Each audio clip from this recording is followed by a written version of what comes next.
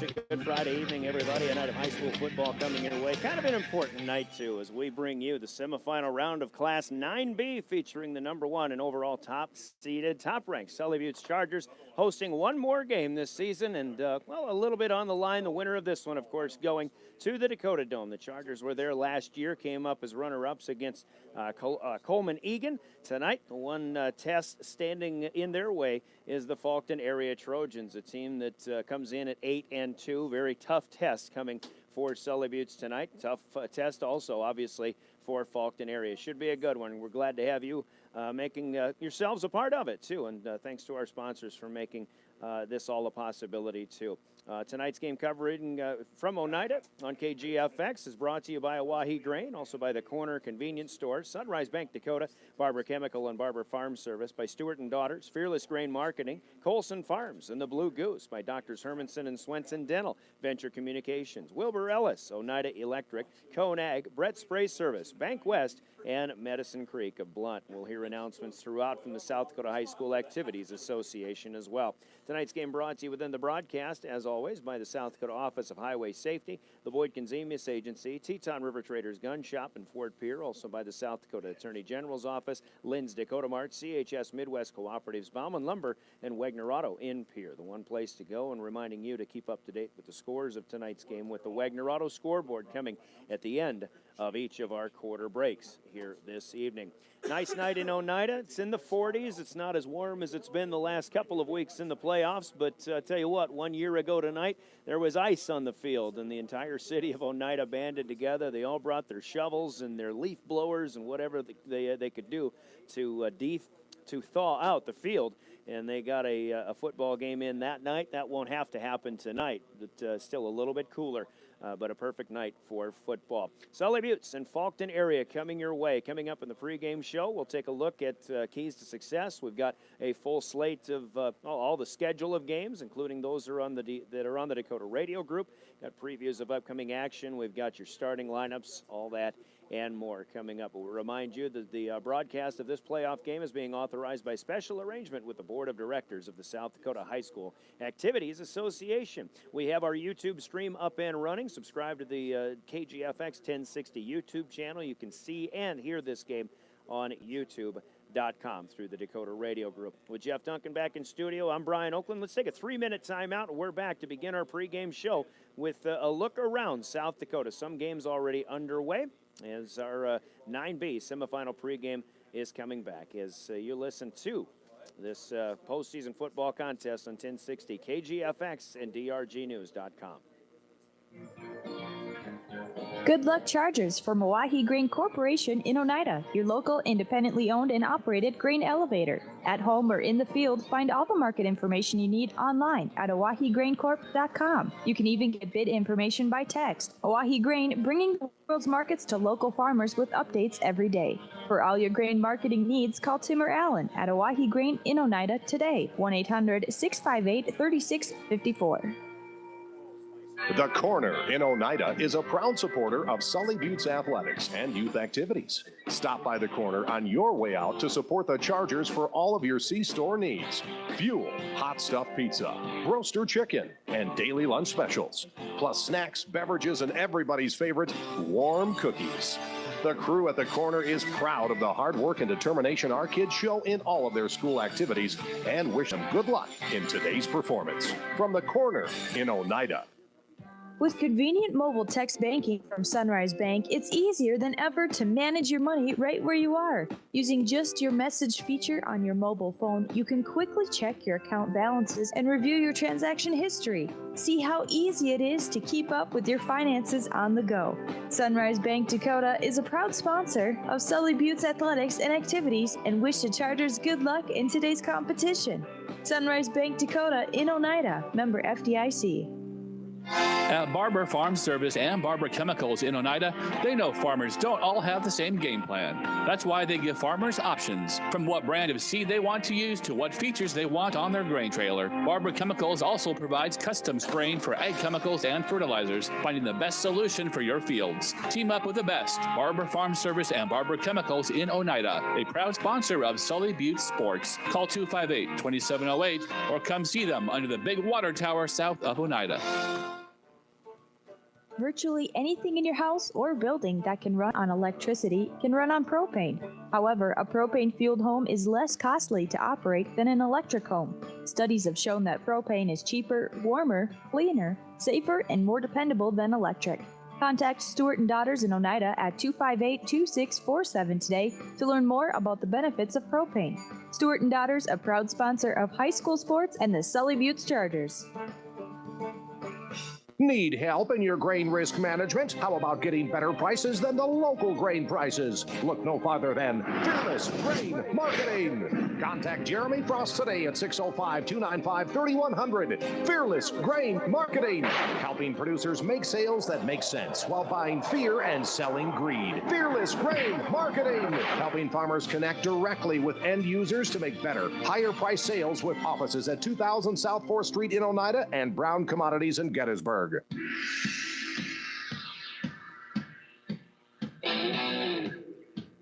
Welcome back to Oneida, the Charger Field, the site of 9B semifinal tonight. Number 1, Sully Buttes against the number 4 seed Faulkton area Chargers, unbeaten at 10-0. Faulkton area is 8-2. These two teams played in the last game of the regular season 3 weeks ago. The Chargers won 50-12 on that night, but I don't think anybody really involved in this football game is expecting the same exact result.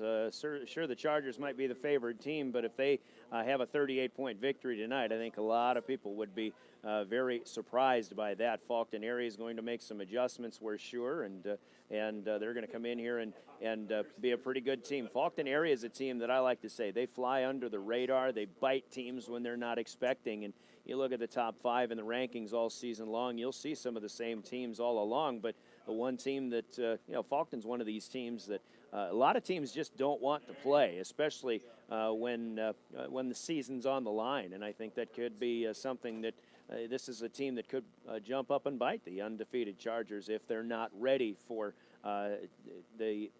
what they'll need to do, let's say, to execute their game plan and come away with a victory tonight. So it should be a fun one as we'll take a closer look at this one in a little bit with keys to success. But let's give you an idea of what's all going on in South Dakota tonight. All 7 classes of semifinal playoff football, and some games are underway. Most games are 7 o'clock kickoffs, but here in 9B, it is Faulkton and Sully Buttes. The winner of this game goes to the Dakota Dome, plays a championship matchup 10 o'clock next Friday morning is when the 9B game will be played, and the winner of this one gets the winner of Colome and Wall, and the undefeated Cowboys are leading Wall right now 24-8, that game in the second quarter. In Class 9A, up north of us, Timberlake is hosting Canastota Freeman tonight. The Panthers are the top overall seed. They'll start at 7 o'clock. Underway over in Britain, the defending 9A champion Britain Hecla Braves have an early 8-6 lead over Howard. And in 9AA, it's Woolsey Wessington, the top seed, unbeaten, hosting Bonhomme. They played a great game back in week 2, 38-36. Woolsey Wessington won a come-from-behind game there.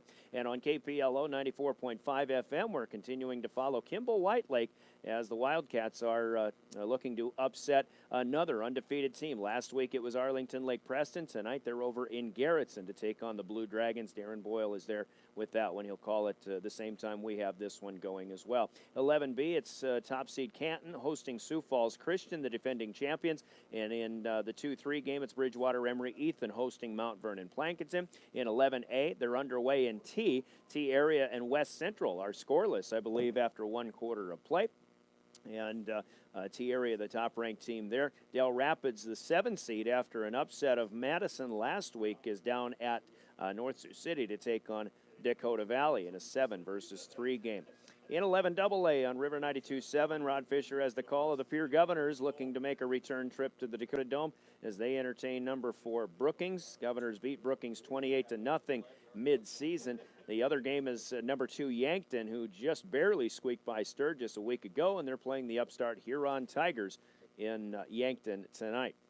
And both games at 11. AAA are underway. Sioux Falls, Washington is playing Sioux Falls Roosevelt, who is the top seed at Howard Wood. They're tied 7-7 in the first quarter. And at McEnany Field in Sioux Falls at O'Gorman High School, it is Brandon Valley leading Sioux Falls O'Gorman 14-0. Brandon Valley in the last game of the regular season trounced O'Gorman 40-15. I really didn't expect the same kind of result tonight, but so far, that's what the Lynx have going on with a 14-0 lead. So that's how the playoffs are shaping up, the semifinal games and the matchups that we have in South Dakota tonight. We'll take a look at keys to success coming up in just a little bit as our pregame continues. Another 3-minute timeout as you listen to the 9B semifinal. We're coming right back on 1060 KGFX.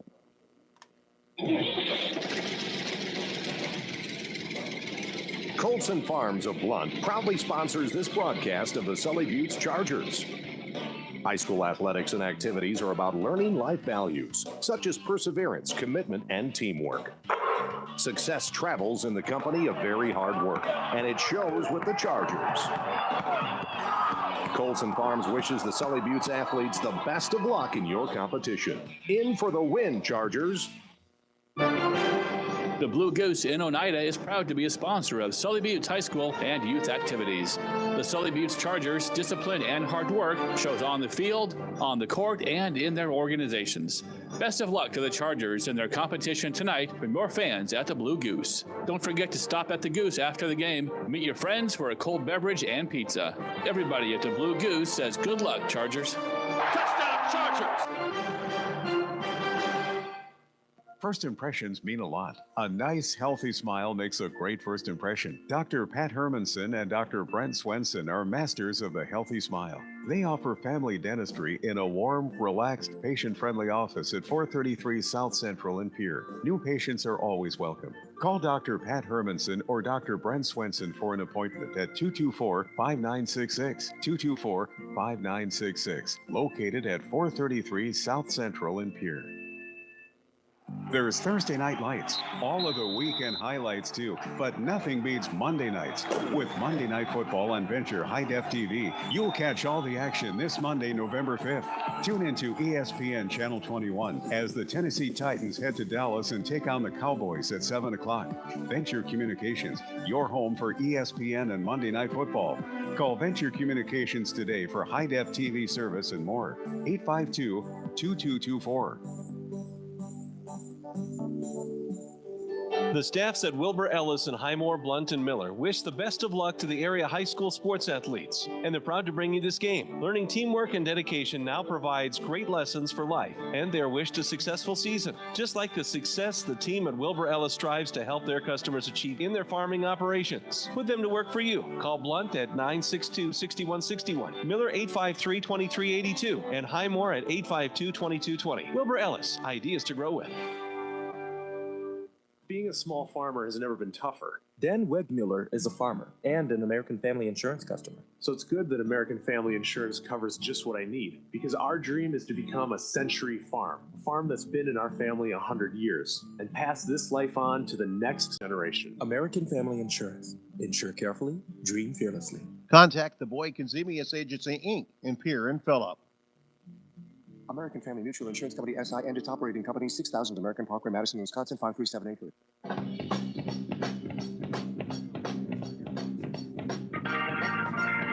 Back in Oneida as we continue our pregame show. You just heard from American Family Insurance, the Boyd Consumius Agency in Pierre. They sponsor our check at Keys to Success. And we'll do that in just a little bit. But we also remind you that the South Dakota Office of Highway Safety is urging you to avoid a kiss with death and always plan a designated driver. Quick reminder from the South Dakota Office of Highway Safety. Do that on your way to or from the games or anywhere you travel this weekend or anytime. And buckle up, too, every trip, every time from the Office of Highway Safety. Brian Oakland with the play-by-play coming up. Sully Buttes and Faulkton area. Let's talk about this one. Keys to Success brought to you by American Family Insurance and the Boyd Consumius Agency. For Sully Buttes, 10-0 on the season. Another solid performance in last week's 52-0 Mercy Rule victory over Kadoka area. The game ended with 4 minutes left in the third quarter, so the Chargers had another good execution game. Both offensively played a very good defensive game.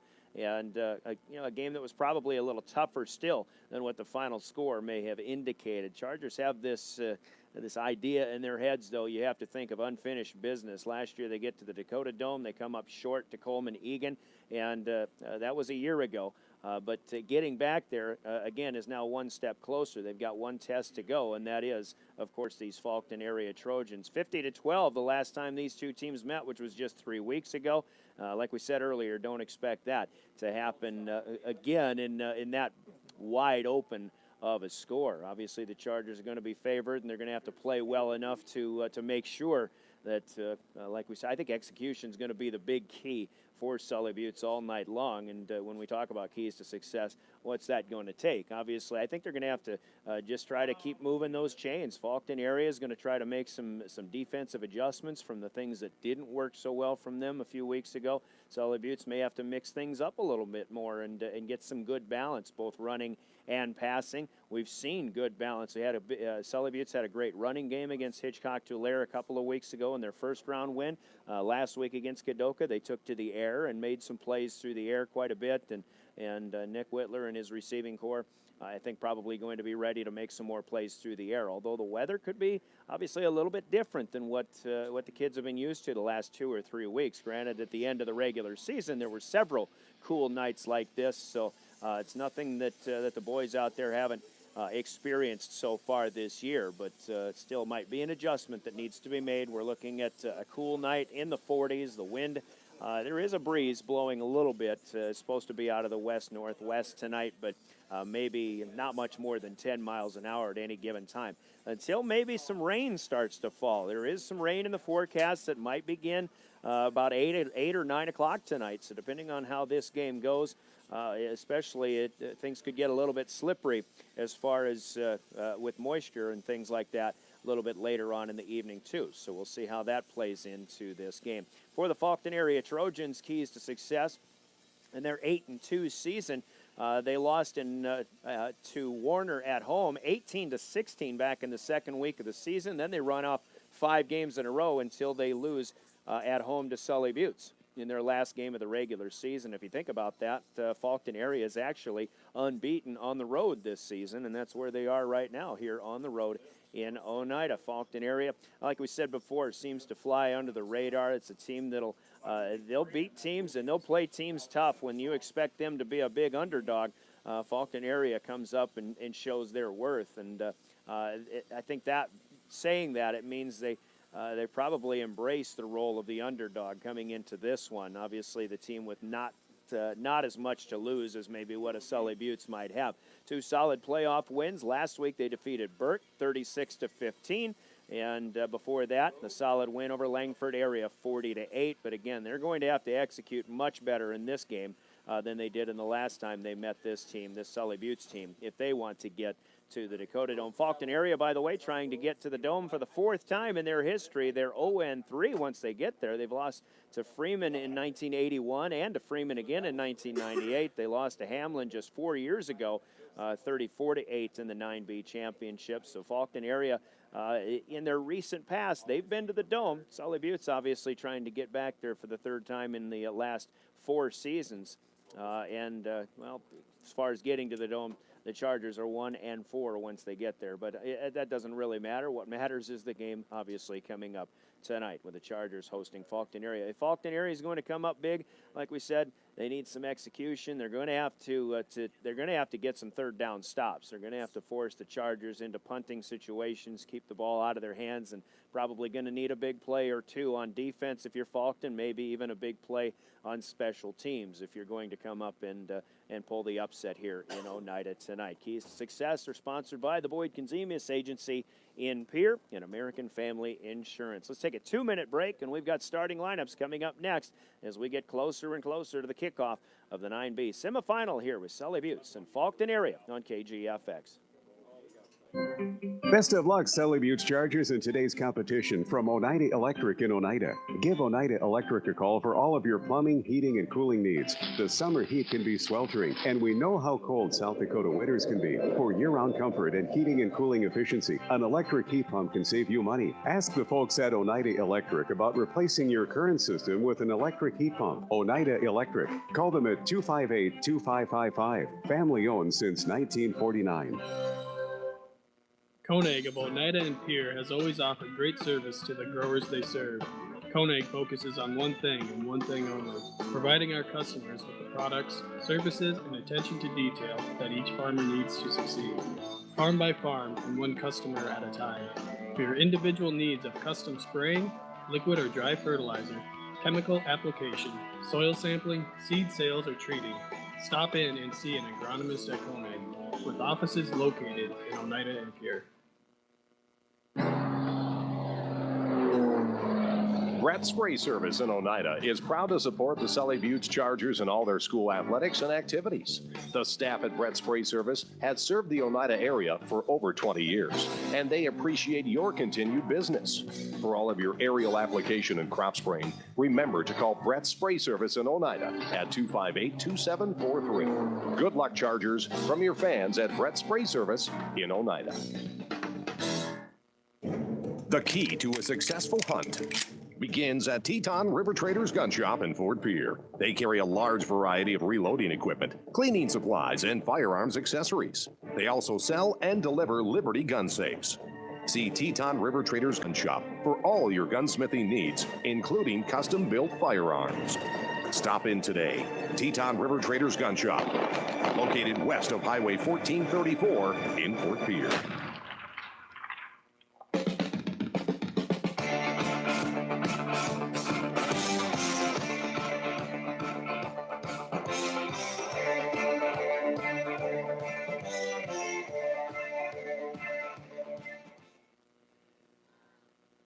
Welcome back to Oneida as we continue this pregame show. 9B semifinal is coming up, and Sully Buttes getting ready to go against the Faulkton area Trojans. Time now for starting lineups, brought to you by Teton River Traders Gun Shop in Fort Pierre. Let's start with the Trojans here in this one. Take a look at what they've got coming to the bringing to the table here. Their quarterback is Derek Heitman. He's a junior at 175 pounds. Behind him in the backfield, fullback Riley Bush, a junior at 170. Tyler Ogle goes as a senior at 165. He'll be the tailback and the featured ball carrier tonight. Out wide is Gage Martin Moss, a 130-pound junior.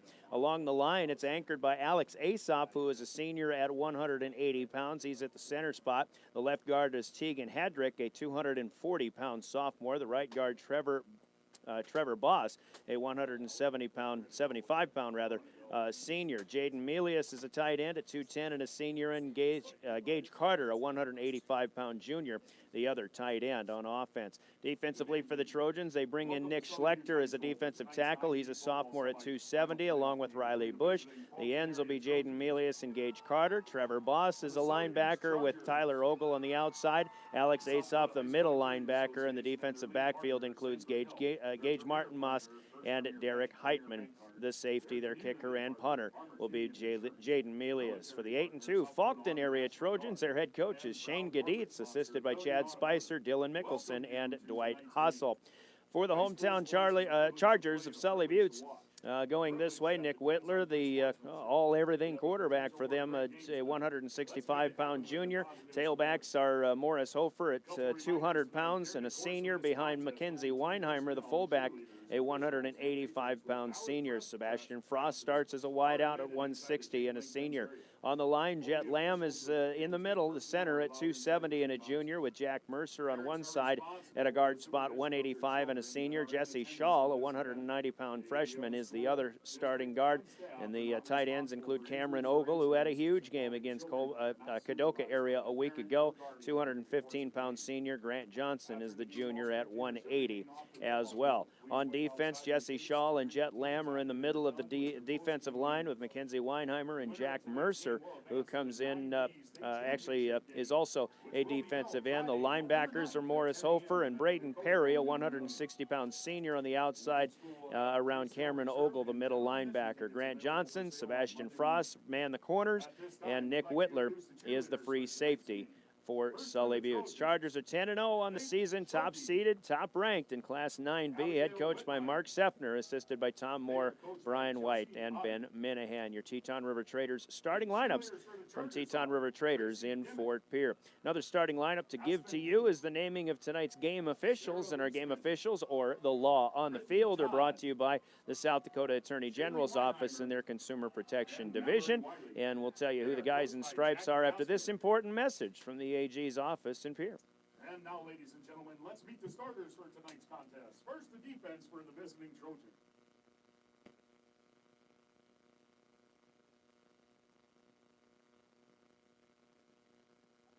Are we going to break? But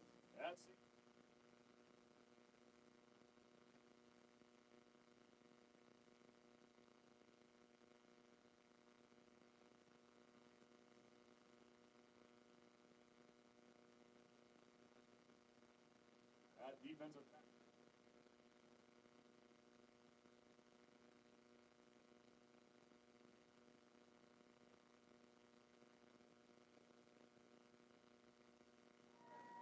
And at defensive end, number 89, Cage Carter. The Trojans are coached by Shane Gaditz, Chad Spicer, Dylan Michelson, and Dwight Hossel. And now the starting defense for the Sully Buttes Chargers. At linebacker number 6, Morris Hofer. This holiday season, Bank West encourages you to eat, drink, and shop locally. And to make budgeting easier, Bank West is offering Christmas dollar loans. Christmas dollar loans provide a low annual percentage rate of just 3% and may be used at any participating local business. Stop in and apply today. Bank West. Convenient, connected, committed. 3% APR with automatic payment from a Bank West account. Equal opportunity lender. Loan subject to approval. Member FDIC. Congratulations to the Sully Buttes Chargers, and good luck in tonight's game from the Medicine Creek Convenience and Bar Grill out back in Blunt. For fast on-the-go meals, the Medicine Creek has fresh breakfast croissants, burritos, and pizza, homemade deli-style sandwiches, burgers, homemade soups, fresh fruit, and even soft-serve ice cream. If you have time to relax a little, try the Bar Grill Outback. It's a 3 full meal a day restaurant. That's the Medicine Creek Convenience and Bar Grill Outback in Blunt. Licensed by the South Dakota High School Activities Association and have been assigned to this contest by the South Dakota High School Activities Association. back in Oneida as we get set to name the game officials tonight. Our law on the field is from the Winter area, Winter and Wood. Randy Clute is the white hat, the referee, and he has helped out with Kevin Miners, Scott Dutt, Rusty Arthur, and Eric Pollard. Tonight's game officials licensed by the South Dakota High School Activities Association and assigned to this 9B semifinal. Randy Clute, Kevin Miners, Scott Dutt, Rusty Arthur, and Eric Pollard are law on the field from the South Dakota Office of the Attorney General and their Consumer Protection Division. All that's left is to kick it off, and we'll do that after a 3-minute break. This is the 9B Semi on KGFX. Want to know what I like best about high school sports? I love watching my son run on the field. I love the fact that since he's been playing high school sports, he's making better decisions. And I love knowing that with the proper equipment, education, conditioning, and coaching, high school sports here in South Dakota are safer than ever before. And that's something I really love. This message presented by the South Dakota High School Activities Association and the South Dakota Interscholastic Athletic Administrators Association.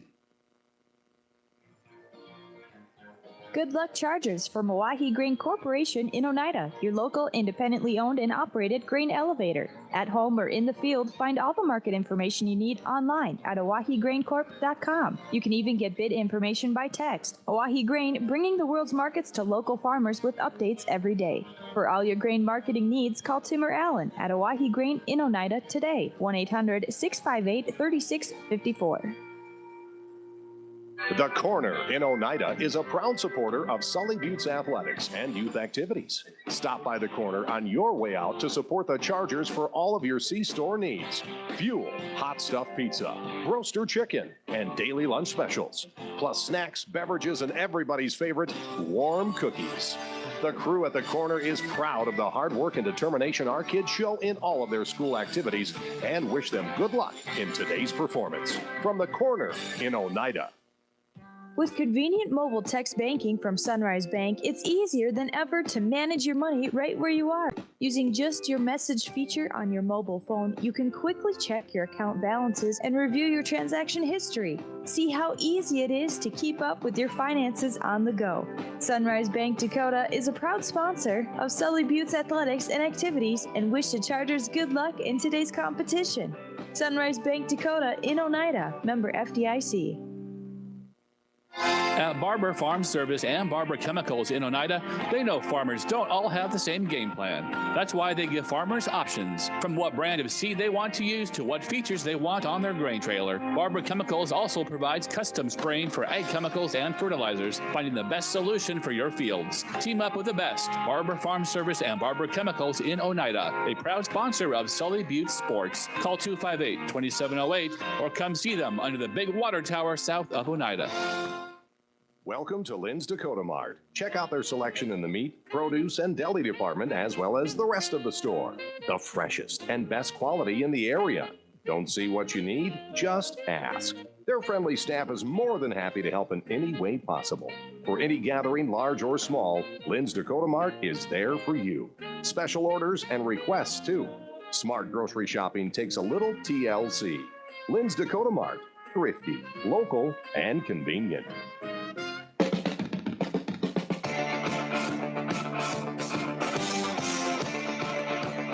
Back in Oneida once again, ready to go, but we still have the enactment of the coin toss to get taken care of on the field. The Sully Buttes Chargers in home purple, purple on purple, as the gold helmets, and with Faulkton area in road white tonight. Faulkton's a black and gold team, black numbers, black pants, black helmets with the Trojan emblem in gold on the helmet as well. You just heard from Lynn's Dakota Mart stores of Pierre and Fort Pierre. They sponsor our opening kick, which is still just a couple of minutes away. Looking forward to some good things coming up here tonight. Should be a great ball game. Two teams that know each other quite well. And the winner, of course, moving on to the 9B State Championship, which will be next Friday in the Dakota Dome. The Chargers have won the toss, and they will defer. So they'll kick off to Faulkton area to start the festivities in just a little bit. Let's get you caught up on some of the scoring updates that we have in 9B. Cologne, that's the second-ranked team in the state, and they are still undefeated. They are putting it up on Wall now, 30-14 in that one, still in the first half. Timberlake, top seed in 9A, got the first score of the game against Canastota Freeman, 6-0. Timberlake is unbeaten, but I don't think they've played a team the caliber of Canastota Freeman yet this season, but with them getting off to a good start, shows good things, I think, for the Timberlake Panthers. They're at halftime. Howard has taken a lead 12-8 over the 9A defending champions in Britton Hecla. And other scoring updates at halftime. T area leads West Central 7-0. That's in 11A. Sioux Falls, Washington, and Roosevelt were tied at 7, and Brandon Valley up their lead to 22-0 in the second quarter on Sioux Falls O'Gorman. In addition to this game on KGFX, it is on KPLO Kimball White Lake at Garrettson, and on River 92.7 Pier playing a host to Brookings, as those games are getting about set to get kicked off here. Here in Oneida, it is the 9B semifinal on 1060 AM and 107.1 FM. KGFX Pier, a member of the Dakota Radio Group, online, drgnews.com. And, of course, we have our video stream up and running as well. You can see this game as well as hear it by subscribing to our KGFX 1060 channel at youtube.com. Ryan Oakland with the play-by-play. Here comes your Lynn's Dakota Mart kick from Grant Johnson, an end-over-end low-line drive that'll stay inbounds on the near side. It'll be picked up inside the 20-yard line by the Faulkton deep man and up ahead of the 20 and then pushed back. And a nice job in convergence there. Morris Hofer puts Gage Martinmas to the turf, and here come the Faulkton area Trojans in our first possession of the night. Faulkton area will start at their own 22-yard line. Our first look at the Trojans so far this season, but an 8-2 mark over their first 10 games. Pretty good battle coming up here. Quarterback is Derek Heitman. He comes out in the gun, and he will keep it himself, looking to go to the left side. Slipped one tackle in the backfield, but might get a yard, maybe two, to the 24. Cameron Ogle, who last week was all over the football on defense, gets a good start tonight with the first tackle and a 2-yard gain for quarterback Derek Heitman. Key to success again for Faulkton area is going to have to be keep those chains moving. Actually, they only really got a yard to the 23-yard line, so we'll call it 2nd and 9. On the far hash mark, Faulkton area is moving from left to right or from east to west here at Charger Field in Oneida. Shotgun snap. They'll take it on the end around with nowhere to go. Boy, the right side of the line, Jesse Shaw blew that play up. Jesse Shaw, I think, 64, got in there. Riley Bush, the fullback, coming from the right wing on a misdirection back to the left side, a loss on the play back to the 20-yard line, as the Trojans will lose 3, and it'll be 3rd down and about 12. Still on the far hash mark, first possession of the game. Wideouts go both ways, both sides for the Trojans. Shotgun snap, roll out to the right, pass is caught, and breaking a tackle, getting to the 40, to the 45, and the 50, up to near to midfield. Tyler Ogle. Nick Whitler makes the stop. The cornerback for the Chargers slipped an ankle, or had an ankle tackle, but Ogle slipped right out of it and picks up 30 yards all the way to the 50-yard line. So the first pass attempt of the game is a big one for Faulkton area, and they've got a fresh set of downs right near midfield. In fact, right at the 50-yard line as they head from left to right here. 10:22 left to go, first quarter. 3 plays in, and the Trojans with a fresh set of downs. Coming out in double wing. And they'll have a man in motion. They'll pitch it back. And it is Gage Martinmas coming around left guard into Charger territory. Braden Perry gets him for a gain of about 4 into Sully Buttes to the 46-yard line. So Faulkton area with a good start. And again, they got pushed back on their first 2 running plays, but a big pass play gets them up to midfield, and now gets them into Charger territory. 2nd and a long 6 as the first possession of the game continues for the visiting Trojans. In the pistol is Derek Heitman, the option to the right. He fakes the pitch, keeps it himself, and then spins inside the 45 and brought down near the 42. And Morris Hofer in on another stop. And that's where we'll put him at the 42, a gain of another 4, this time for the quarterback, and 3rd and a long 2 this time for Faulkton area. I mentioned 3 weeks ago, it was 50-12. Sully Buttes defeated Faulkton area, but early in the game, things went back and forth a little bit before the Chargers gradually opened things up. But it'll be up to the Charger defense to try to stand their ground here and negate a first down pickup. Trip to the left. Heitman looking to throw. Has a man out there far side, but the timing pattern is off just a little bit. He's looking for his tight end, Jaden Melius, out on the far side. Melius just needed another 2.5 seconds or so to break free of the coverage, and I think he might have been able to pick that one up. But 30 yards on the first pass play. This one comes up empty, and it'll be 4th and about 3 for Faulkton area. Jaden Melius is the punter. And Nick Whitler will head back deep. Faulkton area choosing to try to play field position here. Melius, good boot, puts this one up in the air. And Whitler muffs it. It's on the ground. And Faulkton area's got it, I think. Gage Martinmas trailing the play. And maybe, just maybe, Nick Whitler may have heard footsteps. A fumble from the Chargers on special teams. And Faulkton area going to get a new possession. Something you don't see very often. Nick Whitler usually pretty sure-handed, but he is unable to handle the punt. So with 8:43 left in the first quarter, the Trojans are in the red zone And the ball spotted right on the 10-yard line. In fact, the down marker is not still standing, so it is 1st and goal at the 10. Pitch is to Tyler Ogle, looking for a seam, can't find one. He bounces out to the right side and cuts up the middle of the field to the 5-yard line. So with 8.5 left in the first quarter, Faulkton in business here, as Tyler Ogle picks up 5 yards, his first carry of the game, but he also has the 30-yard pass reception that got Faulkton area on the move before they had to punt. But again, a muff punt and a fumble loss by Sully Buttes. It's 2nd and goal from the 5. Here's Heitman taking the snap, keeping it himself. He'll be met and pushed back, but he will pick up maybe a couple of yards to the 3-yard line. Chargers trying to stand their ground here. We'll put this one at the 4, so it'll be just a gain of 1. 3rd down and goal from the 4-yard line. As Faulkton area trying to make an early statement. On KPLO down in Garrettson, the Blue Dragons have a 7-6 lead so far in the first quarter. That game on KPLO FM and a 7 o'clock kickoff. They've got out some quick scoring already in that one. Heitman under center. They'll stay on the ground. Tyler Ogle goes right side protecting the football. The Charger defense is there, though, and up to the task. Cameron Ogle.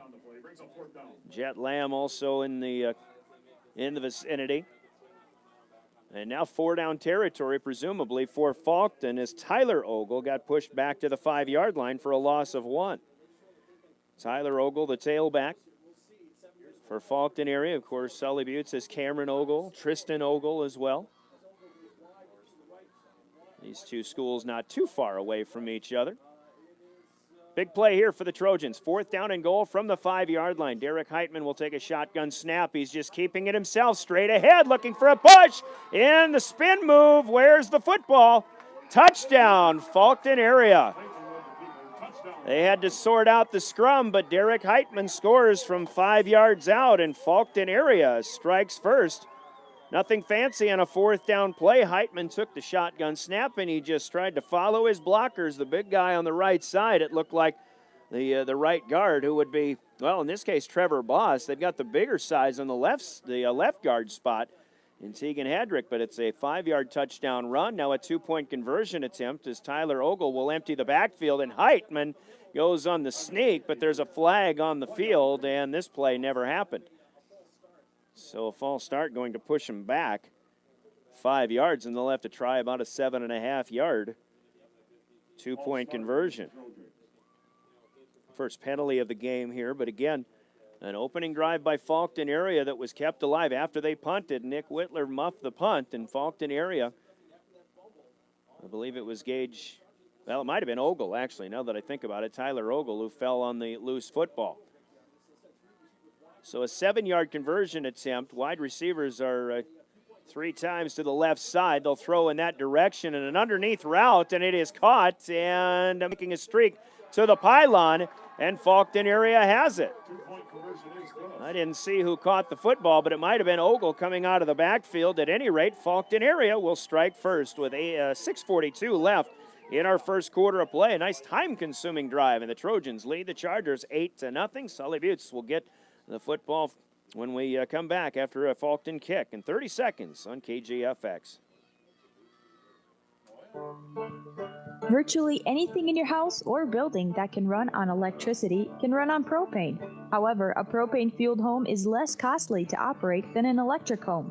Studies have shown that propane is cheaper, warmer, cleaner, safer, and more dependable than electric. Contact Stewart & Daughters in Oneida at 258-2647 today to learn more about the benefits of propane. Stewart & Daughters, a proud sponsor of high school sports and the Sully Buttes Chargers.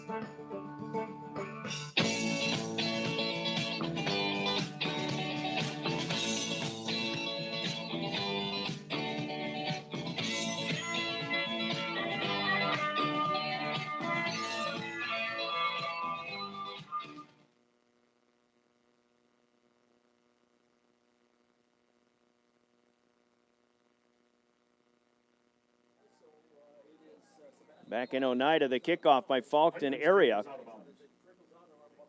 8-0 Trojans lead as the kickoff goes out of bounds here. Drive was kept alive by a muffed punt, and Faulkton area recovered 4 plays, 10 yards in 2 minutes and 1 second, and a 5-yard fourth down run by quarterback Derek Heitman. And they completed the pass for the 2-point conversion as well. So Sully Buttes will have their first offensive possession, and they'll just take the football at their own 35-yard line after the kick went out of bounds. But with the helper on that muff punt, Faulkton area keeps the football essentially for the first 5 minutes and 18 seconds of this football game. And now Nick Whitler will come out to try to lead the way for Sully Buttes in their first offensive possession. They start on the near hash mark. It's a fullback give to Mackenzie Weinheimer, who will dive ahead for a couple. And the big man in the middle, Nick Schlechter, the 270-pound sophomore, in on the stop. Weinheimer falls forward for 3 yards. 2nd down and 7. And the big key right now, obviously, for the Sully Buttes Chargers is no reason to panic. Just come out and see if you can get a response after Faulkton area strikes first for an 8-0 lead. Wideouts are once both sides. Whitler is in the pistol with Morris Hofer helping him out in the backfield. They'll give to Hofer, but Faulkton area, pretty good charge. It looks like 33, and on the stop, Trevor Boss, a 175-pound. Under 6 minutes to go. Ball in the middle of the field, but nothing on that one for Morris Hofer on his first carry of the night. And Hofer's a guy who doesn't get pushed back very often, or let alone held without a gain. Got some scoring updates that are continuing to come in here. The winner of this one goes against Colombe or Wall. Right now, Colombe leads Wall 46-22 in a high-scoring one down south. Whitler waiting his time. Far side throws, and just at the last moment broken up. At what would have been close to the Faulkton area 35-yard line. Sebastian Frost came back to the football. Whitler bided his time as much as he could. Frost made a heck of an effort, but just a little bit better on the defensive side of the football and coverage by the Trojans. So on 4th and long, and on their own side of the field, Sully Buttes will have to punt on their first possession of the night. Cameron Ogle will punt. Tyler Ogle is back deep, and he is inside his own 35-yard line. Ogle.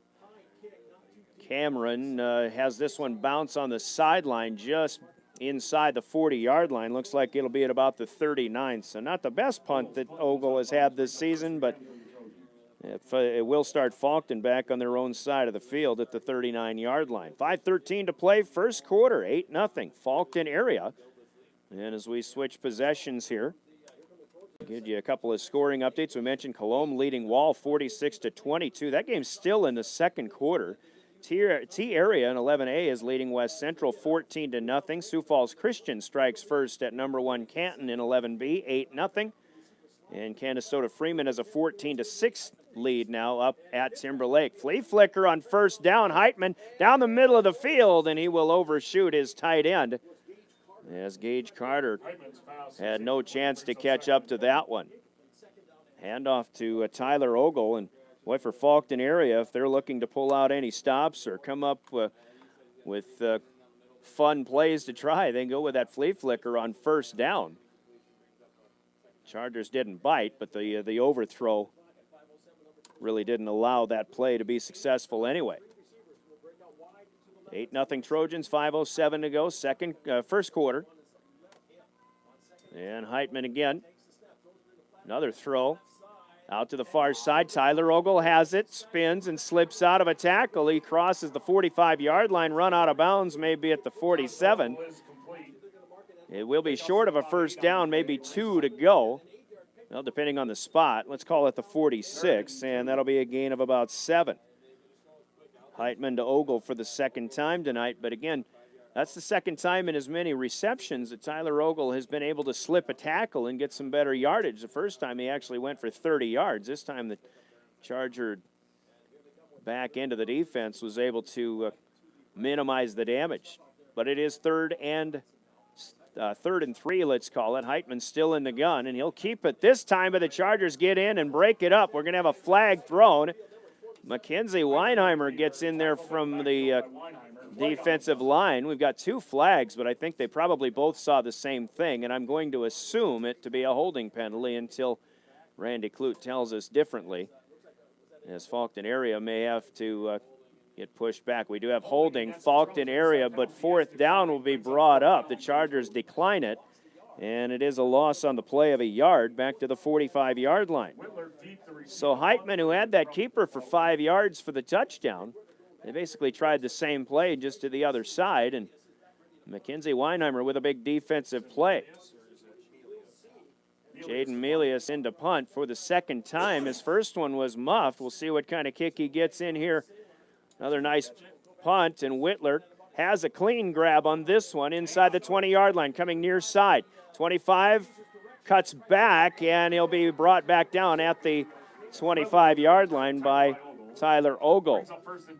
Whitler was looking for a little bit more than what was available here on the near side, but once he turned and switched directions, there was even less available, and he ended up losing a couple of yards from where he had already been. Chargers going to have it 1st and 10 at their own 24-yard line.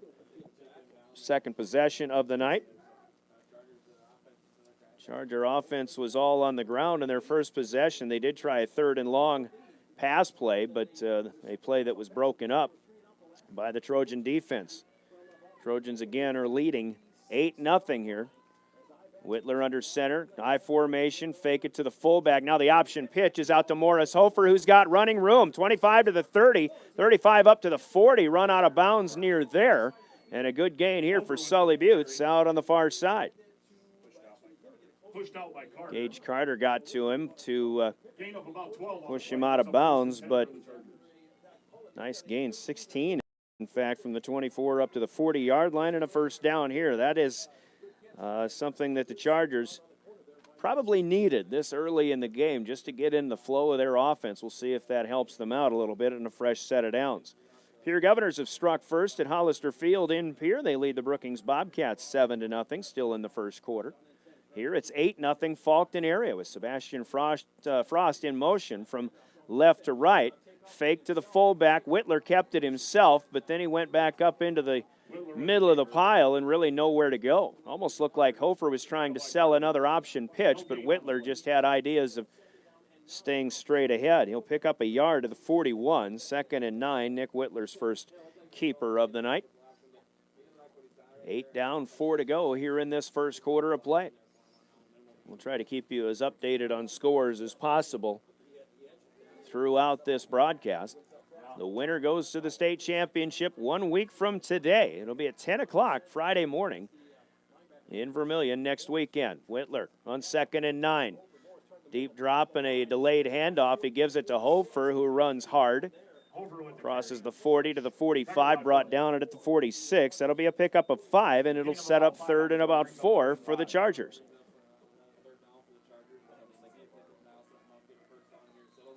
Big 3rd down possibility, but this one 3rd and manageable.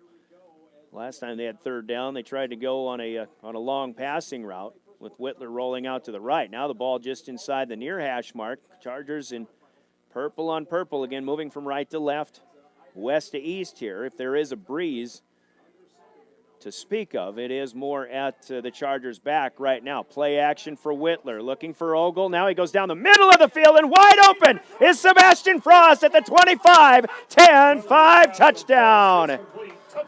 Sebastian Frost got a step or two on the defender for Faulkton area. Wyatt Bush giving chase, but Frost with a nice grab at the 25, sees it all the way in, and the Chargers have the response they needed. A 54-yard touchdown pass from Nick Whitler to Sebastian Frost. And Whitler, I was watching him looking out to the near side. Cameron Ogle came out to the near pattern, but he was covered, and Whitler played that patiently and very well as he gets it to Sebastian Frost from 56 yards out. So the Chargers are on the board for the first time, looking for a 2-point conversion as they'll try to pull even here. Trojans have a 2-point conversion off of their first touchdown of the night. It's currently 8-6. Play pending. Whitler, high snap, keeps it himself, ran into a brick wall. Tried to go to the right side. Did he make it? near side official seemed to have his arms in the air, but the play was going away from him, and discussion. I personally didn't think he made it. We're kind of all questioning, but I'll tell you what, I don't think he made it. Actually, the 2 points are on the scoreboard. Let's call it 8-8, and if we find out any differently, we'll tell you. After a 30-second break, the Chargers will kick. Still in the first quarter, and we're back with more of the 9B semifinal on KGFX. Need help in your grain risk management? How about getting better prices than the local grain prices? Look no farther than Fearless Grain Marketing. Contact Jeremy Frost today at 605-295-3100. Fearless Grain Marketing, helping producers make sales that make sense while buying fear and selling greed. Fearless Grain Marketing, helping farmers connect directly with end users to make better, higher price sales with offices at 2000 South 4th Street in Oneida and Brown Commodities in Gettysburg. Well,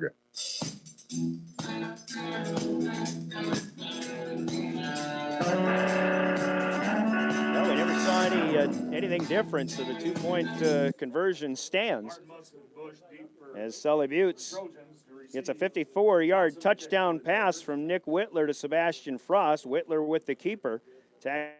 It's on the scoring drive that covers 76 yards. And taking just under 2 minutes off the clock. Get on it. We got it. So a loose ball on the far side and the kick, and the Chargers celebrating out there. It looks like the Chargers have covered it up. Little squibber by Grant Johnson. Sebastian Frost, who made the touchdown catch, appears to be the one to pick it up. So the Chargers will get another possession. And they will start in Faulkton territory at the 46-yard line, 2:50 to go as things start to get a little interesting here in the first quarter in Oneida. Ball went plenty far enough. Kicking off from the 40, in fact, 14 yards upfield. And here come the Chargers again. From the shotgun with wide receivers, trips to the left. Whitler sidesteps the rush, goes long, and looking, but this pass will be picked off. Underthrew it just a little bit, looking for Garrett Peterson, who was the widest out receiver. Whitler underthrew it just a little bit, but a nice play by the defensive back, Derek Heitman, who is also the quarterback, just playing free safety, center field, whatever you want to call it. So, as it is, it's the Chargers' second turnover of the night. Whitler follows up a 54-yard touchdown with an interception. So Heitman and company will take over. They've got it in their own red zone, though. We're going to call it at about the 12-yard line. First down Trojans with 2:42 to go in the first. Tie game, 8-8. Long field facing Faulkton area. Wide out far to the left, one near, two near to the right, in fact. And the keeper goes to Derek Heitman, looking to go far side of the field. Flips a tackle. And he's up across the 15-yard line. Jet Lamb will finally make the stop. And just across the 15, they'll put it to the 16. Second down at about 6 for the Trojans. So, Sully Buttes went for the downs a little bit. Maybe looking for an early jugular with that long pass, as Whitler was looking for Garrett Peterson, but Heitman cut under the route and picked it off. That again after Sully Buttes got a big touchdown to even this score up. 8-8 currently. Spread field here from the far hash mark, moving from left to right. Tyler Ogle coming on the slant, in motion, quick hitter. Grant Johnson right there with them to make the stop, but up to the 25-yard line, a gain of 9, and it'll be a first down. First down pickup is 3 for 5, goes Derek Heitman for 46 yards in his first handful of pass attempts. Passing game, a big thing really for both teams. Obviously, both teams have shown the ability to make plays through the air. And under 2 minutes we go, 1:40 and counting down. This ends up being a direct snap in the backfield, and this may be the fullback Riley Bush, but well, it's 52. It is Riley Bush. And he's up ahead of the 25, but not much more than that. Well, he will get 3 yards up to the 28 before Morris Hofer brings him down. Second down and 7 for the Trojans now. Faulkton area's got a good selection of play calls here. Veteran coaching crew, Shane Gaditz, been around a while. This team, like we said, they know what they're doing. A lot of teams don't hear about Faulkton area because they play tough schedules all the time. Yeah, it seems usually they've got a couple of losses on their docket, but very, very good ball club. Another inside handoff. Bush trying to go near side again. This is Tyler Ogle instead. Ogle up to the 30-yard line for a couple. And it'll be 3rd and 5. Chargers, for the most part, have been bottling up the run game of the Trojans so far. Longest run in 10 tries for Faulkton area has been just 5 yards. 3rd and 6. Time for one more play here, probably.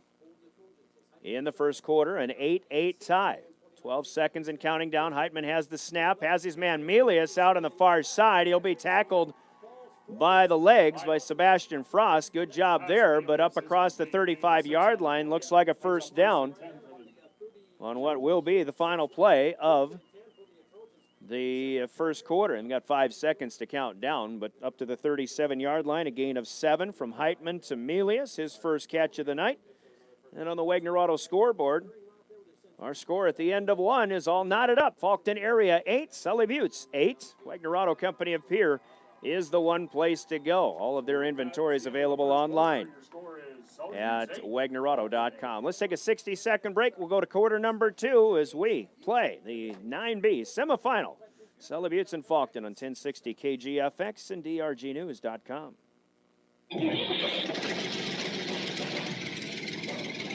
Colson Farms of Blunt proudly sponsors this broadcast of the Sully Buttes Chargers.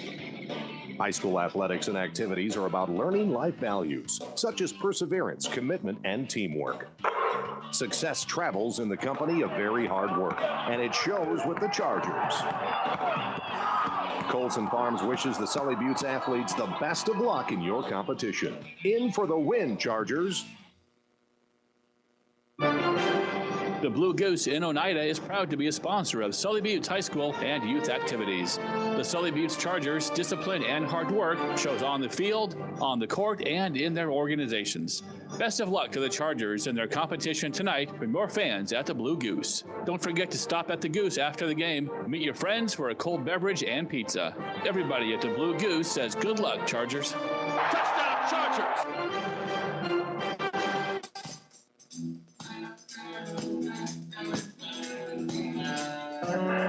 Back in Oneida at Charger Field, nothing decided after 1 quarter of play. We've got an 8-8 tie. Faulkton area struck first. Sully Buttes answered. The Trojans have it here.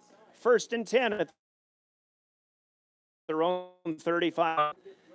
West to east comes Riley Bush, the fullback. Got a pretty good surge here as he turned the corner around the right end.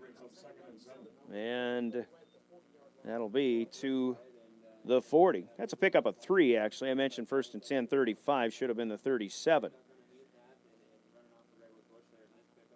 So, again, Sully Buttes trying to just minimize the damage, let's put it that way, from Faulkton area. But Faulkton right now is owning the time of possession here. Defense has been on the field quite a bit for the purple and gold. Heitman keeps it himself. He gets a couple of big blocks near side to the 40 into Charger territory. Cuts back middle of the field. 30, 20, 10, 5, and a touchdown. That is a heck of a run by the quarterback, Derek Heitman, who goes the distance, 60 yards. And again, back in the first 5 or 10 yards of that play, he picked up a couple of real nice blocks from his mates. And Derek Heitman goes 60 yards to put Faulkton back in front. We can see right away that Derek Heitman runs a pretty good show here for these Trojans. 14-8, they have the lead. 2-point conversion still coming up here early in the second quarter. High formation. Heitman right behind center, rolling out to the right. Bootleg looking for his tight end. 2 Chargers converge on it, knock it away, so this pass will fail. But Faulkton area will have the lead, 14-8, early second quarter. And we have to play in the the first half. 30-second timeout. Trojans will kick when we come back with more from the 9B semifinal on KGFX. First impressions mean a lot. A nice, healthy smile makes a great first impression. Dr. Pat Hermanson and Dr. Brent Swenson are masters of the healthy smile. They offer family dentistry in a warm, relaxed, patient-friendly office at 433 South Central in Pier. New patients are always welcome. Call Dr. Pat Hermanson or Dr. Brent Swenson for an appointment at 224-5966, 224-5966, located at 433 South Central in Pier.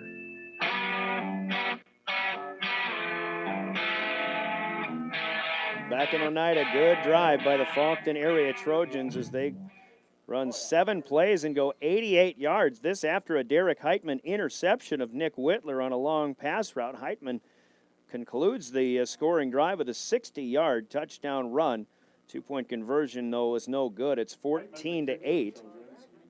Whitler and Frost beat for the Chargers.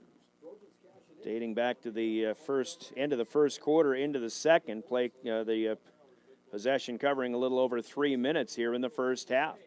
Melius kicks off. His first kickoff went out of bounds, and so will his second one. So the Chargers can mark them back 5 yards, or maybe they'll do what they did the first time and take it at the 35-yard line. Early second quarter, 14-8 Faulkton area. The first time these two teams met 3 weeks ago. Sully Buttes held Faulkton to just 12 points. Scored 50 themselves, but right now Faulkton area looking to pull the upset. A lot of game to go, a lot of second quarter to go. We've got 11:09 as we begin another possession here for the Sully Buttes Chargers. It'll be from their own 35-yard line.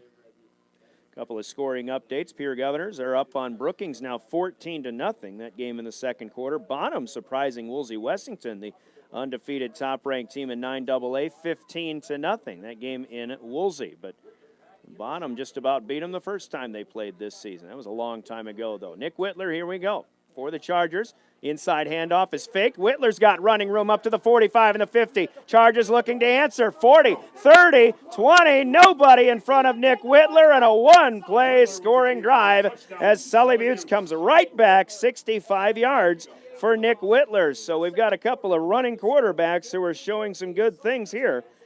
Heitman for 60 for Faulkton area. Whitler goes 65 as the Chargers answer and tie. No flags on the field. It is 14-14. And the Chargers will try to answer with a 2-point conversion. Talking about the design of the play, we were with that Heitman run. He started to the right. A lot of motion was going to the right. Heitman came back to the left and outran everybody. Whitler pretty much did just about the same thing. That was just a straight quarterback keeper coming around the right side. So here come the Chargers looking for 2. Try to take their first lead of the ball game here. Backfield will empty. Whitler's by himself. Wideouts both sides. He's got Hofer on the wing to the right now. Seconds are counting down. Whitler, boy, somebody gets in there quick. That is Riley Bush from the linebackers. Somebody let the hole open in the line of scrimmage, so nothing doing for the Chargers on their conversion attempt. And we will stay tied. 14-14, 10:58 to go. A couple of long touchdown runs for each quarterback, and we've got a ball game. Back at 30 seconds for the Charger kick. You're listening to the 9B Semi on KGFX. The Blue Goose in Oneida is proud to be a sponsor of Sully Buttes High School and youth activities. The Sully Buttes Chargers' discipline and hard work shows on the field, on the court, and in their organizations. Best of luck to the Chargers in their competition tonight with more fans at the Blue Goose. Don't forget to stop at the Goose after the game. Meet your friends for a cold beverage and pizza. Everybody at the Blue Goose says good luck, Chargers. Touchdown, Chargers!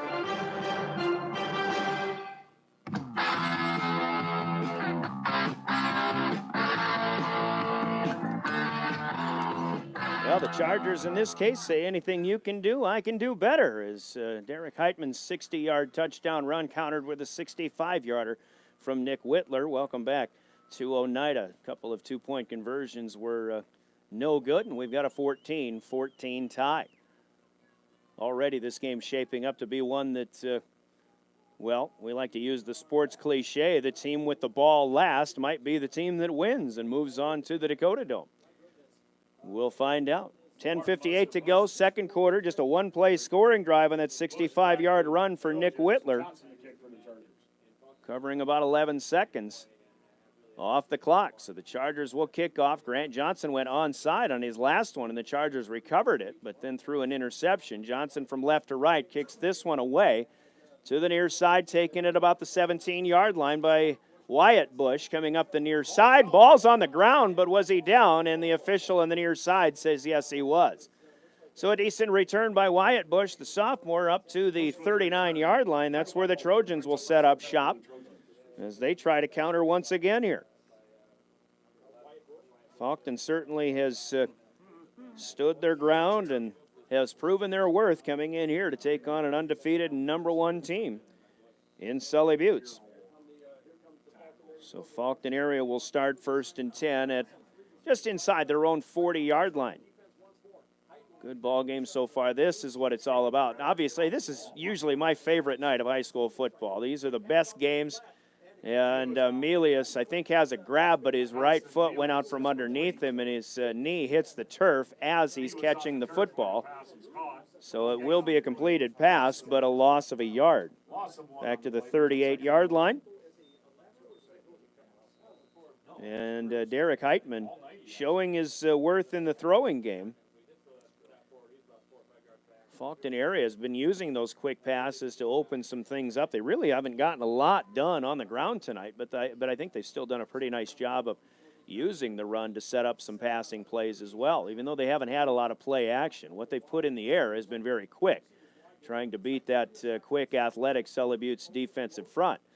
Here comes Ogle in motion, end around, right to left. He's got the jet sweep handoff, but he's got nowhere to go. Over on the near side is Cameron Ogle is in there, and Sebastian Frost will come up to upend the ball carrier too. He may have gotten nothing here. It looks like he'll stay at the 38-yard line. Good job covering up that jet sweep by the Charger defense. And Ogle, who looks like, and again, sometimes we have to differentiate. Tyler Ogle, the ball carrier here for Faulkton area. Cameron Ogle, the linebacker for Sully Buttes, who's in on many a stop as well.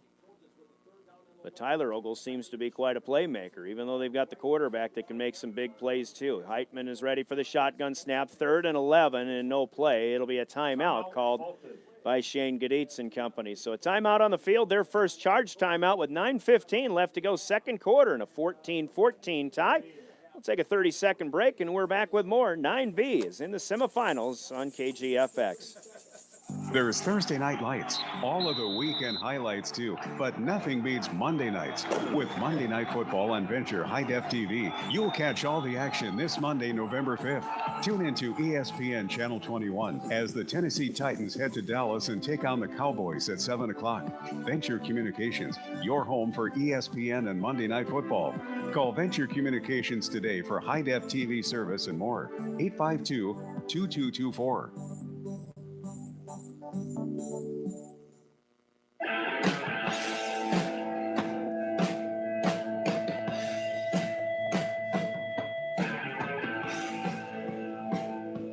Welcome back to Oneida. In timeout, let's get a couple of scores passed along. Governors have scored again. They're leading Brookings and River 92-7, 21-0. Pierre, the defending 11 AA champions. They're at the half up north in Timberlake, but the Panthers, who scored first, are struggling against Canastota Freeman, down 30-6 at the half. And Colombe has upped their lead to 54-22. Boy, how good are the Colombe Cowboys in that scoring offense that they've got going against Wall this evening. 3rd and 11, big play for the Trojans out of the timeout. Heitman out of the gun, rolls right, has to get around the referee for one thing. He gets away from him, gets away from one Charger rush, and nowhere to go. This is going to be a quarterback sack of Derek Heitman and a loss on the play. It looks like back around the 35, maybe the 36-yard line. So a great job in coverage downfield by the Charger defensive backs. And we'll call it a loss back to the 37-yard line. First sack of the night. And Jaden Melius out to kick for the 3rd time tonight. Nick Whitler back deep. Melius doesn't get a lot of height on this one. Couple of hops, and Whitler thought about it, but he'll just let it die.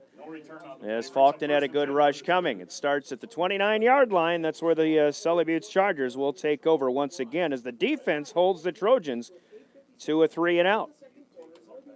14-14, the Chargers and the Trojans, with the winner moving on to the state championship next Friday night. At halftime, we'll give you the championship lineup, among other things, and of course we'll look at all the scores that we can as well. Kimball Whitelake leading Garrettson 14-7.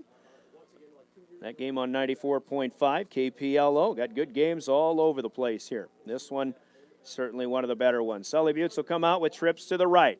1st and 10 from their own 29-yard line.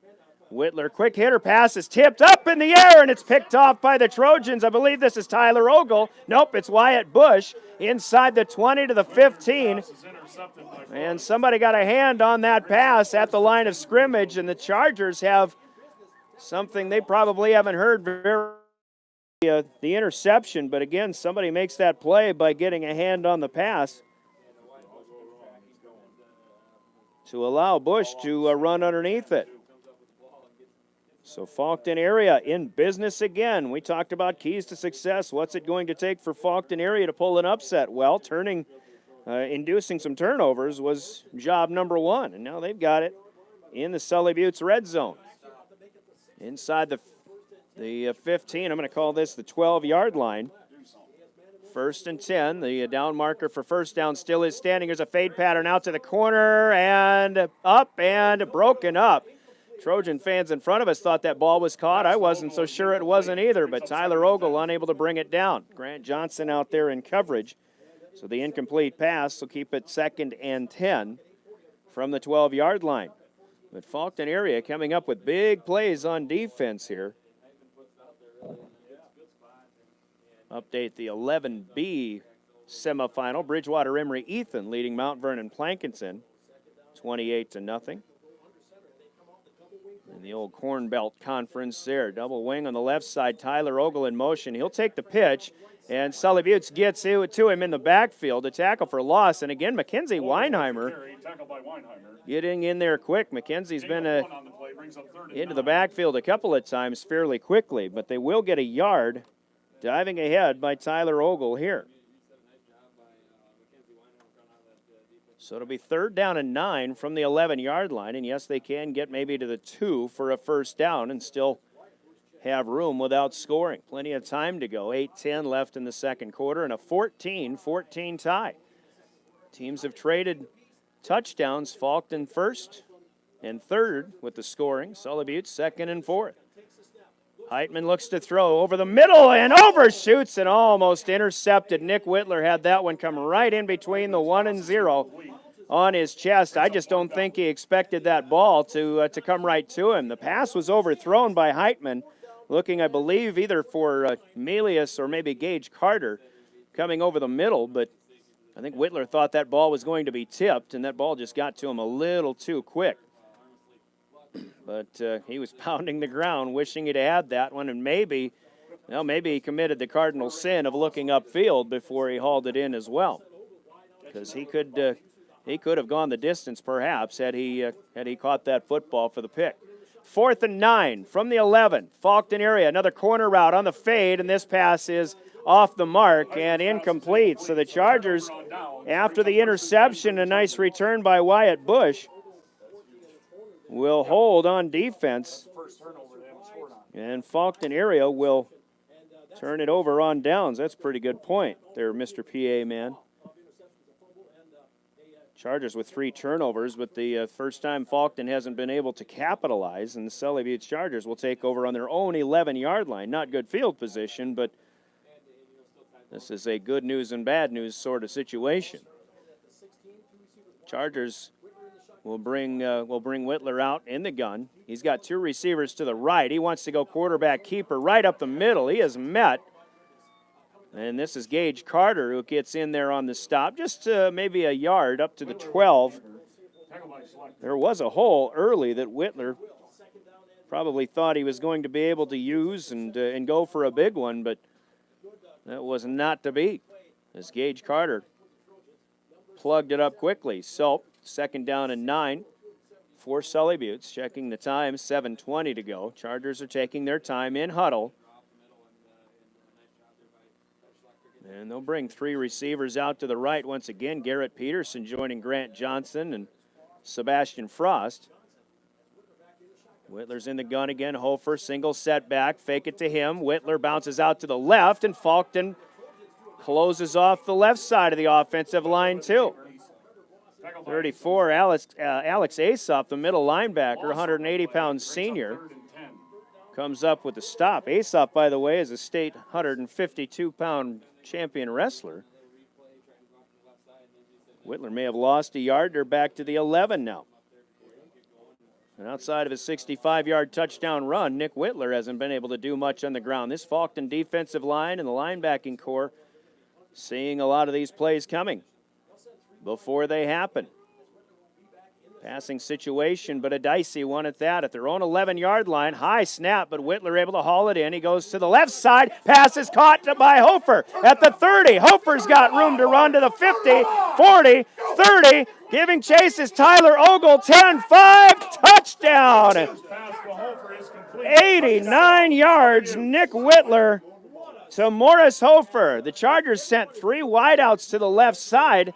They went to the only guy running out in the pattern to the left side. That's Morris Hofer. He caught it at the 30-yard line, and he goes 70 yards unmolested. And Tyler Ogle, the last one to have a chance, he caught up to him right at the goal line, but too little too late, and a huge play for the Sully Buttes Chargers, who take their first lead of the ball game.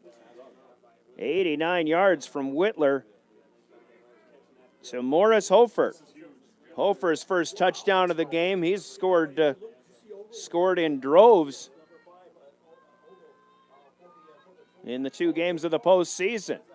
2-point conversion, a fullback give. Mackenzie Weinheimer breaks a tackle, and he is in for two more. Sully Buttes will take their first lead of the ball game, 22-14. The Chargers have the lead. Now we've got 6:06 left to go. Second quarter, we're back in 30 seconds. This is the 9B semifinal on KGFX. The staffs at Wilbur Ellis and Highmore, Blunt, and Miller wish the best of luck to the area high school sports athletes, and they're proud to bring you this game. Learning teamwork and dedication now provides great lessons for life and their wish to successful season. Just like the success the team at Wilbur Ellis strives to help their customers achieve in their farming operations. Put them to work for you. Call Blunt at 962-6161, Miller 853-2382, and Highmore at 852-2220. Wilbur Ellis, ideas to grow with.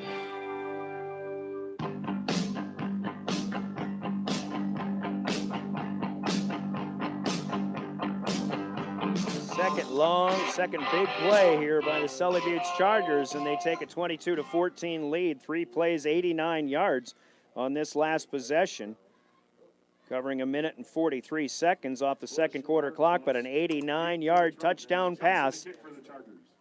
Well designed, well executed by the Charger offense as Nick Whitler hits Morris Hofer, who did a lot of running after catch, but it goes 89 yards, and Mackenzie Weinheimer's 2-point conversion makes it an 8-point game. 22-14. Now welcome back to Oneida. Brian Oakland with a play-by-play as you listen to the 9B semifinal on 1060 KGFX, 107.1 FM. KGFX and Peer, a member of the Dakota Radio Group, drgnews.com, youtube.com with the KGFX channel and the video stream up and running as well. Thanks for joining us wherever you are. Grant Johnson with the kickoff, Wyatt Bush on the return. It's a decent return up across the 35-yard line. Trojans will start first and 10 at their own 37. Plenty of time to go. 6 minutes left. We're just halfway through our second quarter of play. And we'll see how Faulkton responds as they find themselves trailing in this game for the first time. They'll start on the near hash mark. From right to left. Heitman under center this time. He spent most of the night in the gun. There's a flag thrown here as Ogle comes to the short side of the field. And he may make the 39, but we'll check the marker. Thrown by the umpires, so probably, nope, it's a chop block here, apparently. That'll be called against Faulkton area. So not just a 10-yard holding penalty, a 15-yard major penalty here against the Trojans. That'll mark them back quite a bit. Haven't had a lot of penalties tonight. This will just be the second marked against Faulkton area. Sully Buttes has not been flagged yet. 1st and 10 becomes 1st and 25 all the way back to the 22-yard line. Well, they spotted at the 23. So from the near hash once again, obviously Faulkton has shown some big playability, but the Sully Buttes defense stood their ground last time. And they're going to try to keep the momentum. Here's a snap to Tyler Ogle, who's looking to throw, and a halfback option through the hands of the intended receiver, who had a step and a half on 2 defenders. Out there on the far side. Can't see who that is. It might be the quarterback, Heitman. Heitman, the intended receiver. So Ogle shows a nice arm. Rolling out to the right, but the pass incomplete. And again, Faulkton area. They tried a flea flicker earlier. Here they try a little bit of a different look with the tailback throwing a pass to the quarterback who was going on a go route on the far side. But it's incomplete. It is still 2nd and 25 from the 23-yard line. And again, a 15-yard chop block set him up here. Heitman will go back to throw, looking to set up a screen to his tight end. It's Melius, near side.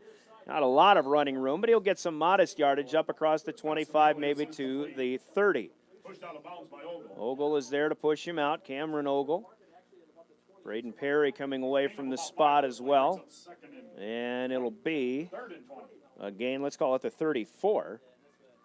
Nope, the 29-yard line. And that'll be a 6-yard pickup.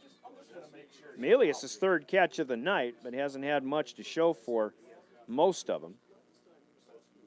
10th pass attempt, meanwhile, for Derek Heitman. He's completed 6 of them for 58 yards. 22-14, 5.5 minutes to go. We're in the second. Chargers have the lead. Faulkton area in a passing situation here on 3rd and long. Maybe 3rd and about 19. Throw out to the far side, and Melius never turned around to look for it. Sebastian Frost was the closest to it. And it'll be 4th down. And an obvious punt situation here for Faulkton area. First final of the night, and the defending champions of 9A have their season come to an end as Howard goes on the road and pulls off their 2nd upset of the season, of the postseason. Howard defeating Britton Hecla 12-8. Melius, meanwhile, kicks it away from Nick Whitler. It takes a Sully Buttes bounce into Charger territory, but it'll be ahead of the 45 and downed at the 46-yard line by Trevor Boss.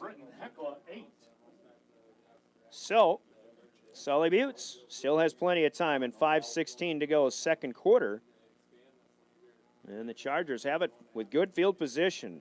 In fact, I think they did start one drive after an onside kick in Faulkton's side of the field, but here they've got some pretty good field position, their own 46-yard line, 5:16 to go.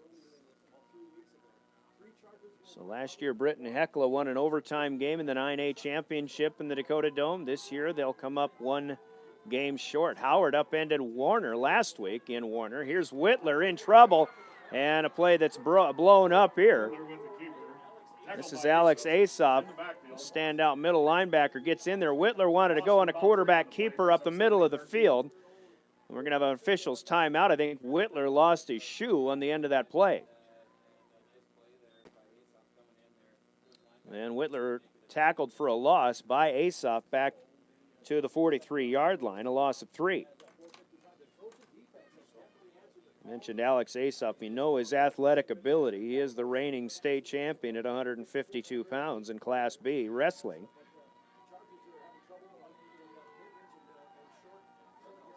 Chargers ready to go again on 2nd and goes straight back to Hofer, who's got some room, 45 to the 50, breaks another tackle to the 40. It's Heitman trying to bring him down. He will out of bounds, but a big gain for the Chargers, and then a flag comes in at the end of the play. And we may have unnecessary roughness at the end of this one, as Heitman may have spun him after he was already out of bounds. I think contact was initiated inbounds, but they ran him out. The whistles would have been blowing, and then Heitman threw him down from there. So, as Hof will be taken down. Play ended at about the 26-yard line, so the major penalty will maybe go half the distance to the goal to the 13. And Faulkton's going to try to settle the troops and take a timeout here. So their second charge timeout of the night. 4.5 minutes to go. First half, 22-14. The Chargers are suddenly in business again, looking to add to their 8-point lead. We'll take a 60-second break, and we're back with more of the 9B semifinal on KGFX. Best of luck, Sully Buttes Chargers, in today's competition from Oneida Electric in Oneida. Give Oneida Electric a call for all of your plumbing, heating, and cooling needs. The summer heat can be sweltering, and we know how cold South Dakota winters can be. For year-round comfort and heating and cooling efficiency, an electric heat pump can save you money. Ask the folks at Oneida Electric about replacing your current system with an electric heat pump. Oneida Electric. Call them at 258-2555. Family owned since 1949. Koenig of Oneida and Pierre has always offered great service to the growers they serve. Koenig focuses on one thing and one thing only, providing our customers with the products, services, and attention to detail that each farmer needs to succeed. Farm by farm and one customer at a time. For your individual needs of custom spraying, liquid or dry fertilizer, chemical application, soil sampling, seed sales, or treating, stop in and see an agronomist at Koenig, with offices located in Oneida and Pierre.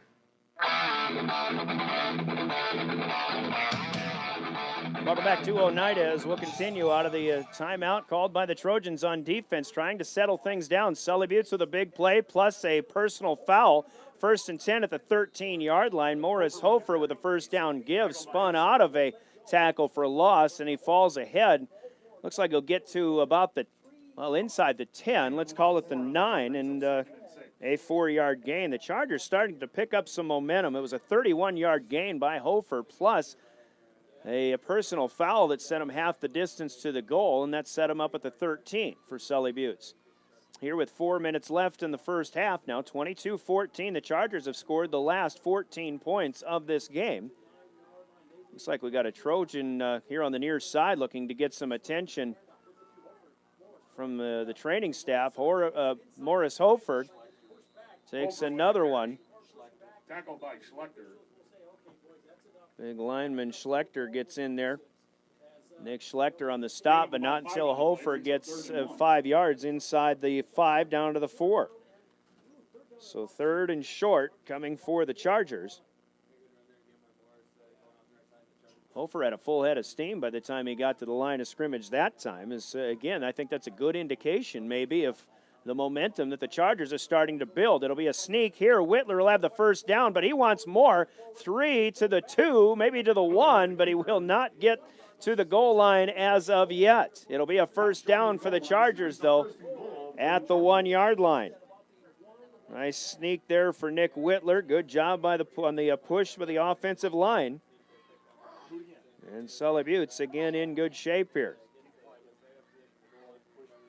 1st and goal from the 1-yard line, and even 3 minutes to go. We're in the second quarter. Faulkton had a couple of leads in this one, but Sully Buttes looking to go up by 2 scores. Whitler wanted the sneak. There's activity in the end zone, but Whitler got pulled down from behind, I think, by Riley Bush. And it's a nice stop there by Bush. Big one at that. And it'll remain at the 1-yard line. 2nd down and goal. Over here on the near side, on the bench, 32, Simon Bauer actually helping look for something. It looks like number 10, Parker Gaditz, is getting some attention. But back on the field at the 1-yard line, Sully Buttes looking to punch it in, and they have the luxury of taking their time here. Whitler will send a man in motion. We've got movement. It looks like somebody might have flinched on the offensive line. And a false start, going to make things a little more difficult here for the Chargers now. It's their first penalty of the game, but this comes at a pretty bad spot. In a goal-to-go situation, still 2nd down and goal, but it's instead of at the 1, it's back to the 6-yard line. And as we say, just the first penalty of the night, but sometimes it's not, it doesn't matter what the penalty is, it matters where the penalty is. Ball's right in the middle of the field, though. The Chargers have again, have built some momentum here in the second quarter, looking to add to that. Under 2 minutes to go. We're in the second, as we mentioned. I formation. Hofer's in behind Weinheimer. Sebastian Frost wide to the right. Hofer straight ahead run through the hole in for 6. Touchdown, Sully Buttes. And Morris Hofer from 6 yards out.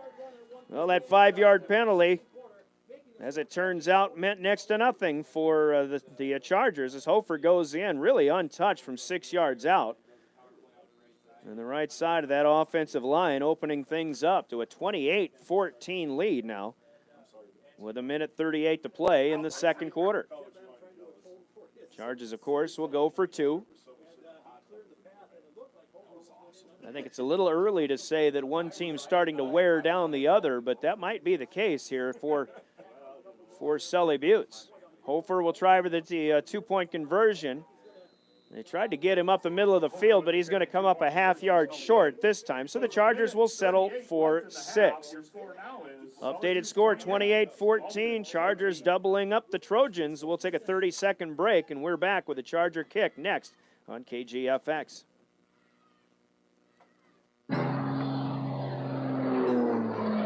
Brett Spray Service in Oneida is proud to support the Sully Buttes Chargers in all their school athletics and activities. The staff at Brett Spray Service has served the Oneida area for over 20 years, and they appreciate your continued business. For all of your aerial application and crop spraying, remember to call Brett Spray Service in Oneida at 258-2743. Good luck, Chargers, from your fans at Brett Spray Service in Oneida.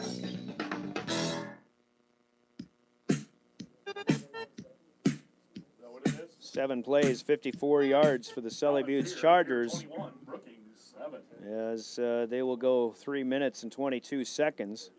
I take that back, 3 minutes and 38 seconds. Morris Hofer runs it in from 6 yards out, but his 2-point conversion attempt comes up a little bit short. Just had an updated score. Brookings is on the board in Pierre on River 92.7, but the Governor's still leading Brookings 21-7. Here again, 28-14. Also our other game on the Dakota Radio Group, Kimball White Lake looking pretty good as they lead Garrettson 28-14. The Wildcats are looking to defeat their second straight undefeated opponent. They did that to Arlington Lake Preston last week. Garrettson also unbeaten going into this one. Time for a kickoff here for Sully Buttes. With their 28-14 lead, the Trojans will have 1:38 to go to try to get an answer here before halftime. Ball will be covered up on the dive inside the 35, about the 34-yard line. Looks like Leighton Weber, perhaps, a 145-pound sophomore, in on that cover-up. So the Trojans, who have shown some playmaking ability here in the first half, have 1:36 seconds to go. And they will have 66 yards to travel. They'll start on their own 34. 1st and 10 for Faulkton area, far hash mark from right to left. And again, if there is a breeze, it's more so at their backs here. I think the breezes have been forecasted to be out of the northwest. Double wing, and Tyler Ogle takes the pitch, looking to follow blockers. Patient run, but there again is Cameron Ogle, among others, in on the stop. Jesse Shaw also there. And Tyler Ogle doesn't have very much running room. He will get across the 35. Actually better than, let's get it, put it up to maybe the 38. Gain of about, we'll call it 4 and a long 2nd and 6 coming here. Ogle with just 11 yards on 6 carries unofficially tonight. He's in motion from the left side as he was flanked wide. Coming across, Heitman. This is the same play, it looked like, that he scored a long run on earlier, but the Chargers are not fooled this time. There's Cameron Ogle again, but I think the first one there might have been Weinheimer. And a loss on this play. That'll go back to the 36-yard line as Heitman will lose 2, and the Chargers are going to take the timeout defensively, their first charge timeout with 46 seconds left. They'll need a defensive stop to get the football back to make this work out. We'll see how it works out. 30 seconds, and we're back with more. The 9B semifinal is on KGFX. This holiday season, Bank West encourages you to eat, drink, and shop locally. And to make budgeting easier, Bank West is offering Christmas dollar loans.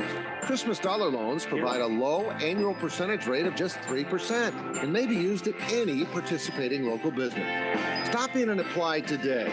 Bank West. Convenient, connected, committed. 3% APR with automatic payment from a Bank West account. Equal opportunity lender. Loan subject to approval. Member FDIC.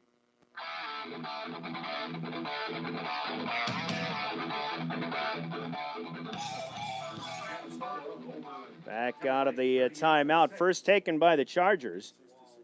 3rd down and 9.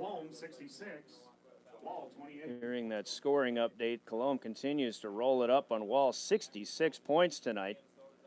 Looks like Cologne will take the winner of this one on to the Dakota Dome next weekend, but there's still plenty of game to go here, definitely. 28-14 Chargers, 3rd and 9 for the Trojans.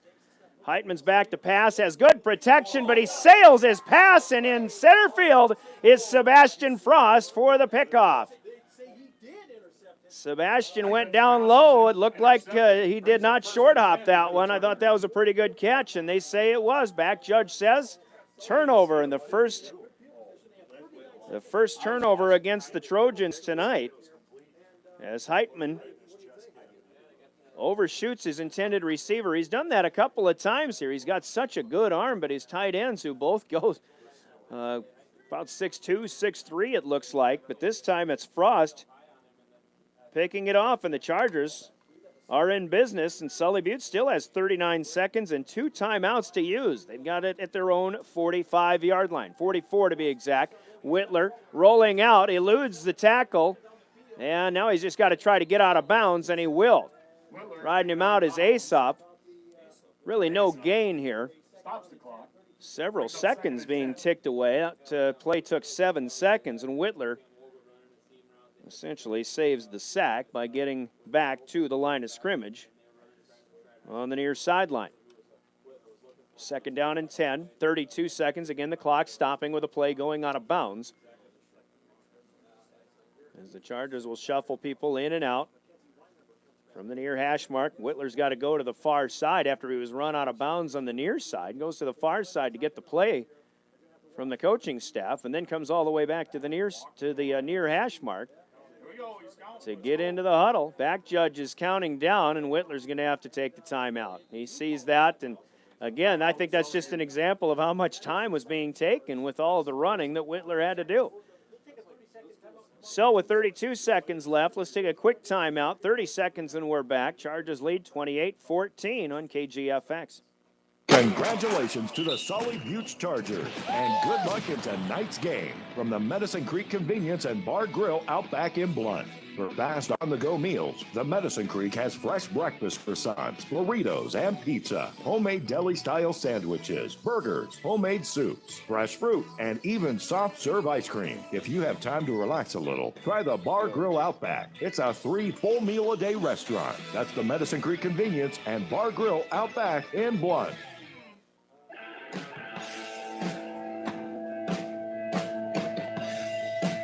Well, we're back in Oneida. It's 28-14, tail end of the first half here. Chargers still in their timeout huddle. This is their second charged timeout. Let's give you a couple of scores from 11B.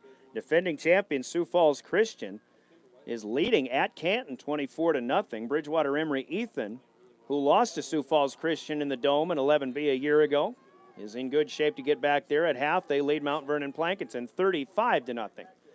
Chargers on 2nd and 10 from the 34. Whitler back to throw, and over the middle he has his man. This is Johnson. Sidesteps a defender to the 30, to the 20, and out of bounds, and a big, big gain for Sully Butte with 21 seconds left on the clock. Great move by Grant Johnson to get out into open space, and in 9-man football, that means there's a lot of room to run all the way down inside the 20, let's call it the 16-yard line. Another big gainer here for Sully Buttes. 34-6, or that's a 44-yard hookup here from Nick Whitler to Grant Johnson, who makes his first grab of the day. It's only Whitler's third completion. He's actually completed 3 of 5 passes and thrown 2 interceptions. 21 seconds left into the red zone. 1st and 10 at the 16-yard line. Quick hitter on the slant, and this one bounces off of the receiver's shoulder pad and was almost picked off by the Trojans.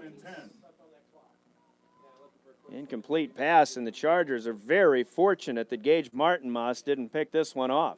Ball came right to him, but on the ricochet, he wasn't expecting it.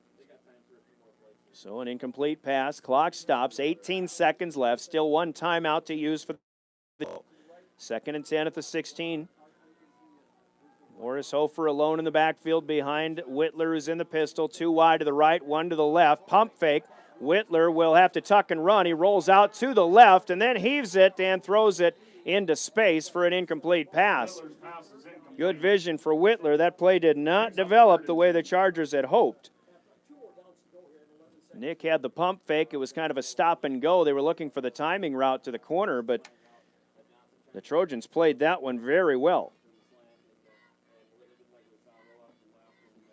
Cologne was up 66-28. I think they've scored again, 74-28. The score in that one, they're threatening to go mercy rule on Wall.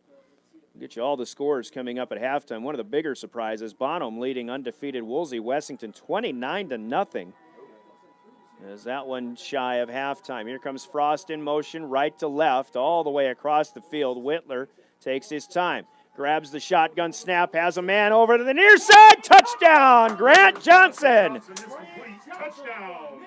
One-on-one coverage, and Johnson grabs the 16-yard score, and the turnover by the Trojans turns into a late touchdown in the first half for Sully Buttes. 5 plays, 66 yards. Johnson had 2 big plays. He had a 44-yard catch and run. He gets a 16-yard touchdown reception from Nick Whitler, and the Chargers have opened this one up. 5 seconds left. They lead 34-14 with a 2-point conversion pending. And not only that, but Sully Buttes will get the opening kick to start the second half, too. So they'll try to get the 2-point conversion. Faulkton was looking very good with an early lead, but the Chargers have dominated this second quarter. Hofer takes the deep pitch. He cuts back. He dives. He loses the football, but he has the goal line before the ball comes out. It might have hit the ground, and the conversion good. So updated score, 36-14. Sully Buttes leads the Faulkton area Trojans. We'll keep it here since we don't have very much time before halftime here, just to kick off and maybe one play, depending on how Faulkton plays it. But, boy, Grant Johnson with the 16-yard touchdown reception, a well-thrown ball by Whitler. And, again, that caps a 5-play, 66-yard drive. That drive was set up by a Sebastian Frost interception back at the 44-yard line with only 39 seconds left. Chargers used only 1 timeout, but they go only take 34 seconds to go those 66 yards. So you can't run the 2-minute drill any better than what the Chargers made it work here. Faulkton led 14-8 early in the second quarter, but the Chargers have scored 28 unanswered points, and they now lead 36-14. Johnson the kick for the Chargers. And Faulkton area, don't count them out here. They could still get a nice kickoff return, but one thing that Grant Johnson does not allow very often is long kickoff returns because of his style of kicking. He kicks these low liners that usually are either squib or they'll go on the ground. This is a good onside kick, and the Trojans will finally cover it up. Only a couple of seconds off the clock, so they'll have time for a play if they want to air one out here. It'll be at the 36-yard line for Faulkton area. 3 seconds left, so time for one play. And then we'll see what they can do or if they decide to try to do anything. Trailing 36-14. All the scores coming up at the CHS Midwest Cooperative halftime break, which is just ahead, but the Trojans will have it on the near side. Heitman has shown the good arm. We'll see if he airs one out. He's got 2 receivers wide to the far side right, 1 to the short side left. Deep drop. Chargers have dropped a lot of people back. Heitman now wants to air it out, but this is a wobbler, and it'll be it'll be caught by Nick Whitler, but out of bounds. And our first half will come to an end. Great second quarter for the Sully Buttes Chargers, looking to get back to the Dakota Dome on the Wagner Auto scoreboard. Your halftime score, Sully Buttes 36 and Faulkton area 14. A 2-minute timeout in our CHS Midwest Cooperatives. Halftime break is next. This is the 9B semifinal on KGFX and drgnews.com. Did you know that CHS Midwest Cooperative Autumn Rewards provides qualified customers 0% interest and you don't have to give up any cash or volume discounts? That's right. At CHS Midwest Cooperative, we're working with you to provide lasting success. Customers receive full cash and volume discounts on industry-leading genetics, seed treatments, plus 0%. Your CHS Midwest Cooperative agronomist is ready to help you build a plan for success in 2019. Why wait? Contact CHS Midwest Cooperative today to learn more. Want to know what I like best about high school sports? I love watching my son run on the field. I love the fact that since he's been playing high school sports, he's making better decisions. And I love knowing that with the proper equipment, education, conditioning, and coaching, high school sports here in South Dakota are safer than ever before. And that's something I really love. This message presented by the South Dakota High School Activities Association and the South Dakota Interscholastic Athletic Administrators Association.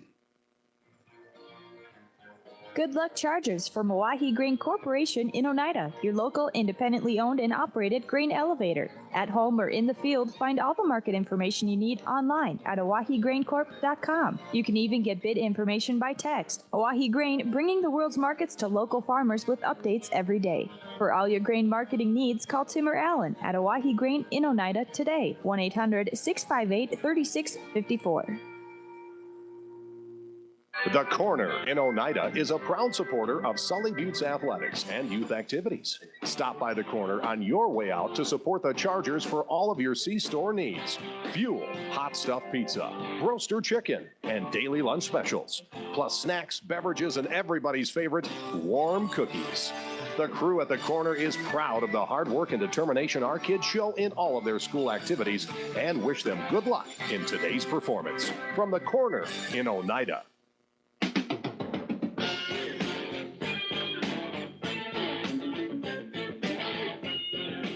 Welcome back to Oneida. We're at the half, and our halftime break sponsored by CHS Midwest Cooperatives in cities throughout central South Dakota. Good first half as Faulkton area got off and running, was making some plays, and they were turning the Chargers over a few times. They capitalized on 2 turnovers and had a 14-8 lead, but Sully Buttes has clamped down on the defensive end. They've executed better. They've held on to the football a little bit better, and they own that second quarter as Sully Buttes rolls off 28 unanswered points, and they lead Faulkton area 36-14 here at the half. 14 games in South Dakota. We'll get you scores of every one of them in just a little bit, but here's the recap. Faulkton area had the opening possession. They were held after 1 first down to a punt situation, but Jaden Melius's punt to Nick Whitler was muffed and then recovered by Tyler Ogle at the Sully Buttes 10-yard line. 4 plays later, Derek Heitman, the quarterback, kept it, ran it in from 5 yards out, and he completed a 2-point conversion pass for an 8-0 lead. Faulkton area with 6:42 left. Sully in the first quarter, Sully Buttes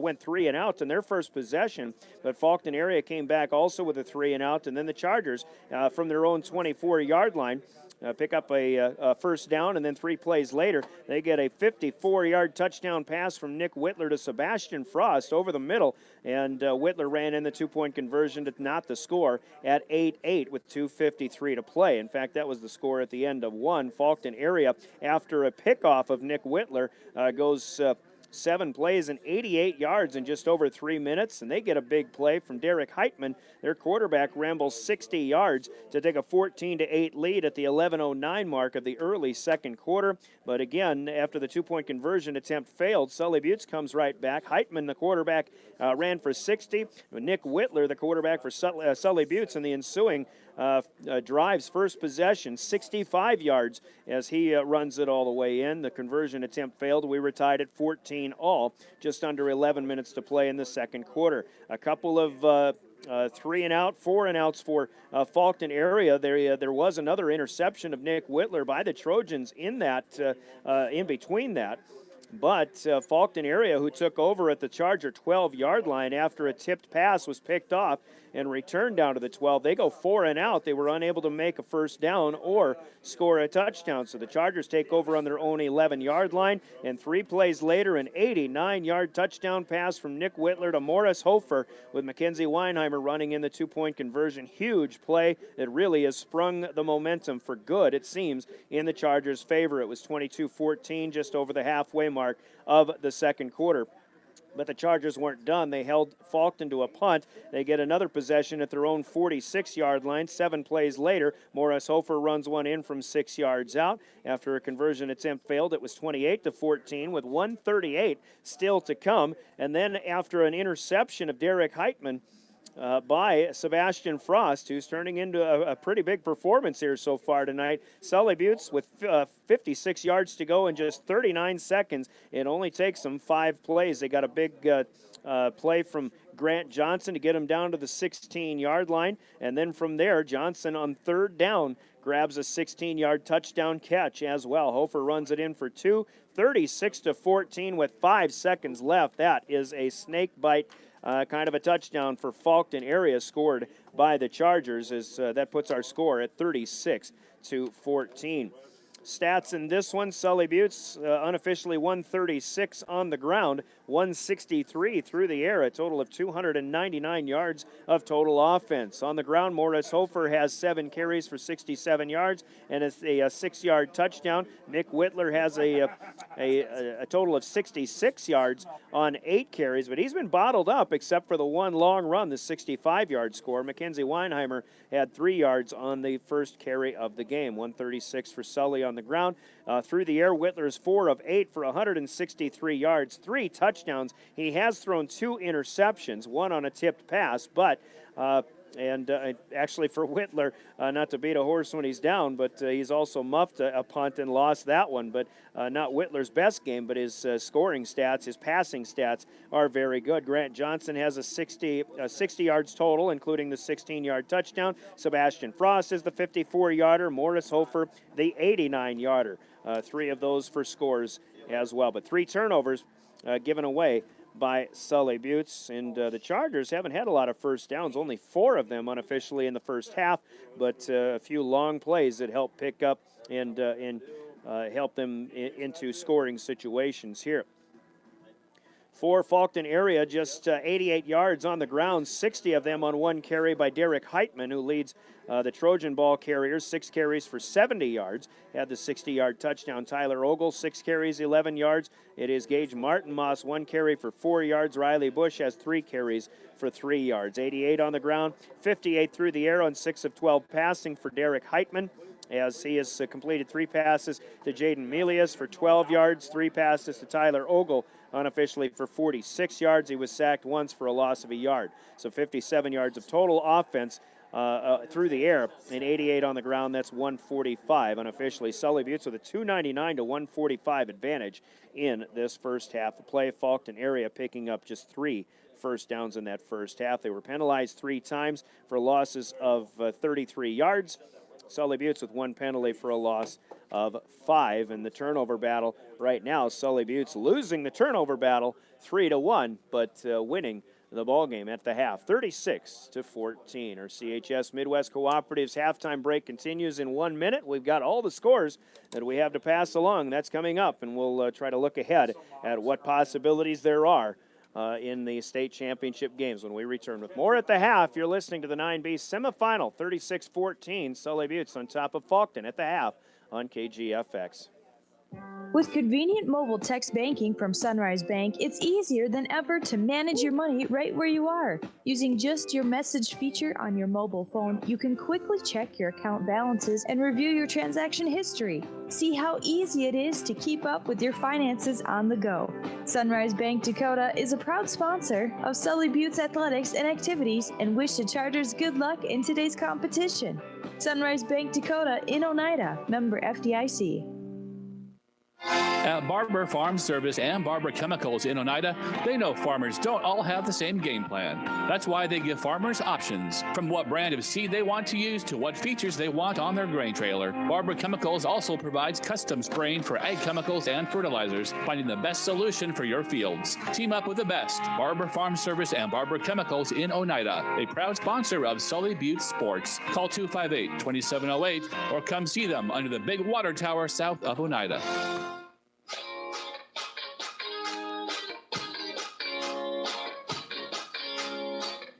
We're back in Oneida as we're looking at some updated scores here. We'll pass them all along to you. Some games are final.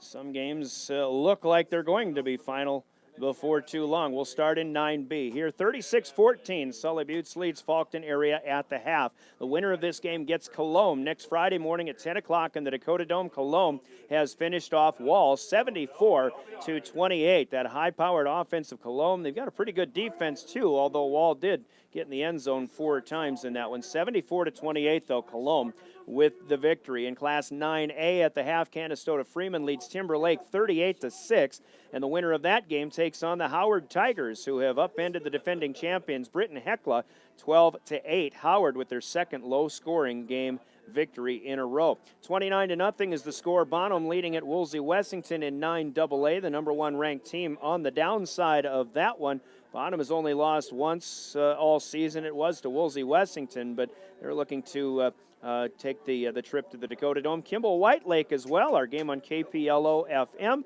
94.5. The Wildcats leading Garrettson 28-14, and again looking to upend a second straight undefeated opponent. In 11B, it is Sioux Falls Christian leading Canton 24-0 at the half. Bridgewater Emory Ethan leads Mount Vernon Plankinson 35-0 also at the half. In 11A, T area has defeated West Central 28-0, so the Titans will go to the Dakota Dome. And Del Rapids, at last check, had a 13-7 lead over Dakota Valley. That's the 7 seed who pulled the upset over Madison a week ago, leading the 3rd seeded Dakota Valley Panthers now 13-7. In 11AA, the Pierre Governors have a halftime lead of 21-7 over Brookings, as Pierre, the defending champions there, trying to get back to the Dome. Huron has a lead at Yankton, too, at the half, 14-13. Huron seems to be the upstart team in the 11AA postseason. In 11AAA in Sioux Falls at the Wood, it is Sioux Falls, Washington over Roosevelt, 22-14, and Brandon Valley is leading Sioux Falls O'Gorman 29-7. The schedule of games next week in the Dakota Dome starts on Thursday morning. The 9A championship is Thursday morning, followed by the 9AA championship at 1 o'clock, and then the 11A will play out their championship game Thursday night at 7:30. Friday, the winner of this game will play at 10 o'clock in the morning in the 9B championship. Of course, they'll get the Cologne Cowboys, who have been to the Dome in the recent past as well. Cologne had their season come to an end on this very night a year ago in Oneida, but they were the champions from 2 years ago in the meantime. So that'll be, again, the 9B championship, 10 o'clock Friday morning next weekend, followed by the 11B championship, which would be at 1 o'clock, and the 11AA championship, which could feature the Pierre Governors, would be at 7:30 next Friday night, and the 11AAA championship will be the only game on Saturday at 7:30 p.m. So that's the schedule of what's to come in championship weekend at the USD Dakota Dome. And let's give it up for the Lady Chargers of Sully Butte on the volleyball court, 20-8 on the season after a 5-set thrilling win over Harriet Selby last night. And the Chargers are into the Sodax 16. They're the 14 seed. They'll take on a tough battle, number 3 seed Chester area, who is a perennial power in Class B. They'll play in Huron at 7 o'clock. That'll be at James Valley Christian High School, and that will be Tuesday night. The first game there at James Valley will feature Miller against Chamberlain, and that'll be on KPLO. The Sully Butte's Chester match will be here on KGFX at about 7 o'clock on Tuesday. Meanwhile, in Fort Pierre, a couple of games that we'll be doing on both stations as well, starting at 5:30. The Philip Scotties take on Burke at 5:30 on KGFX, and then from Fort Pierre, Kimball White Lake will take on Kadoka on KPLO. So Darren Boyle and I are both going to do 2 games and on 2 different stations on Tuesday night. Hopefully it'll work out, but that Sully Butte's Chester match will be on KGFX with Darren Boyle's call on Tuesday night, as we mentioned. from here on. And good luck to the Faulkton area Lady Trojans as they are the 6th seed in the Sodax 16. They will take on Dubrook area in a matchup in Miller. That'll be scheduled for 6 o'clock on Tuesday. Faulkton, the number 1 seed in Region 2B. So that's what's going on in the Sodax 16 and volleyball. And so again, a look ahead at the football championship schedule at USD next weekend. And one of these teams is now 24 minutes away from punching their ticket to the Dakota Dome. Will it be Sully Buttes in a return trip, or will Faulkton area come from behind upset and get back to the Dome for the first time in 4 years? We'll find out in 30 seconds. Let's take a quick timeout, and our second half kickoff comes up next. 36-14, the Chargers lead the Trojans on KGFX. Virtually anything in your house or building that can run on electricity can run on propane. However, a propane-fueled home is less costly to operate than an electric home. Studies have shown that propane is cheaper, warmer, cleaner, safer, and more dependable than electric. Contact Stewart & Daughters in Oneida at 258-2647 today to learn more about the benefits of propane. Stewart & Daughters, a proud sponsor of high school sports and the Sully Buttes Chargers.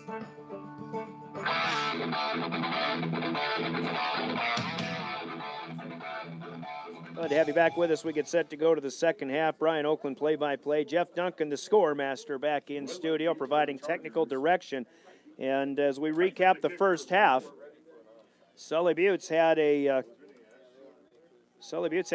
two late touchdowns in the final 2 minutes of that first half, and now they'll get the ball. I think the Chargers were fooled by that. Cameron Ogle picks it up, but he loses the football on the way down.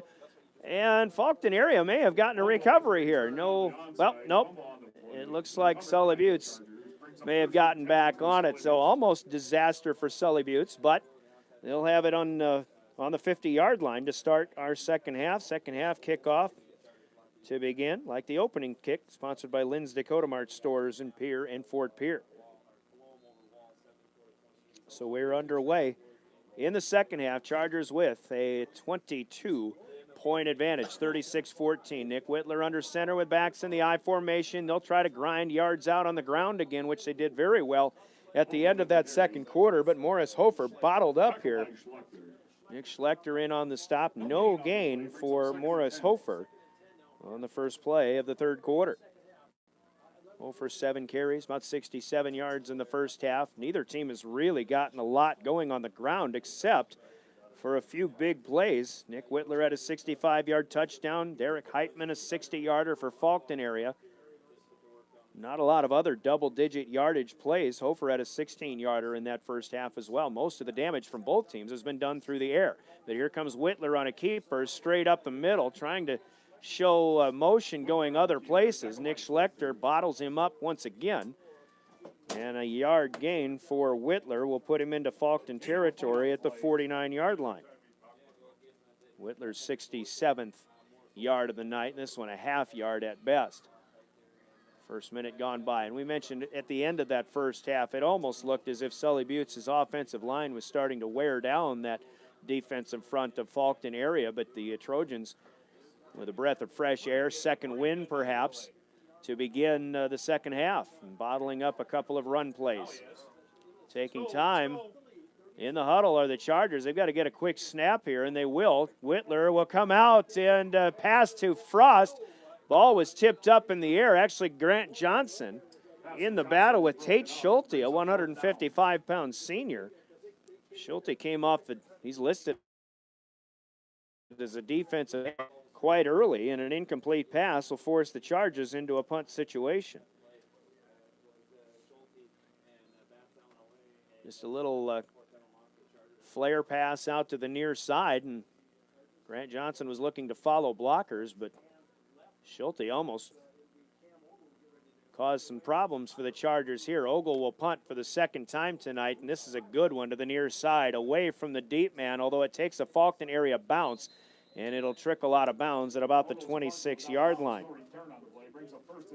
So 25-yard punt, but good hang time and no return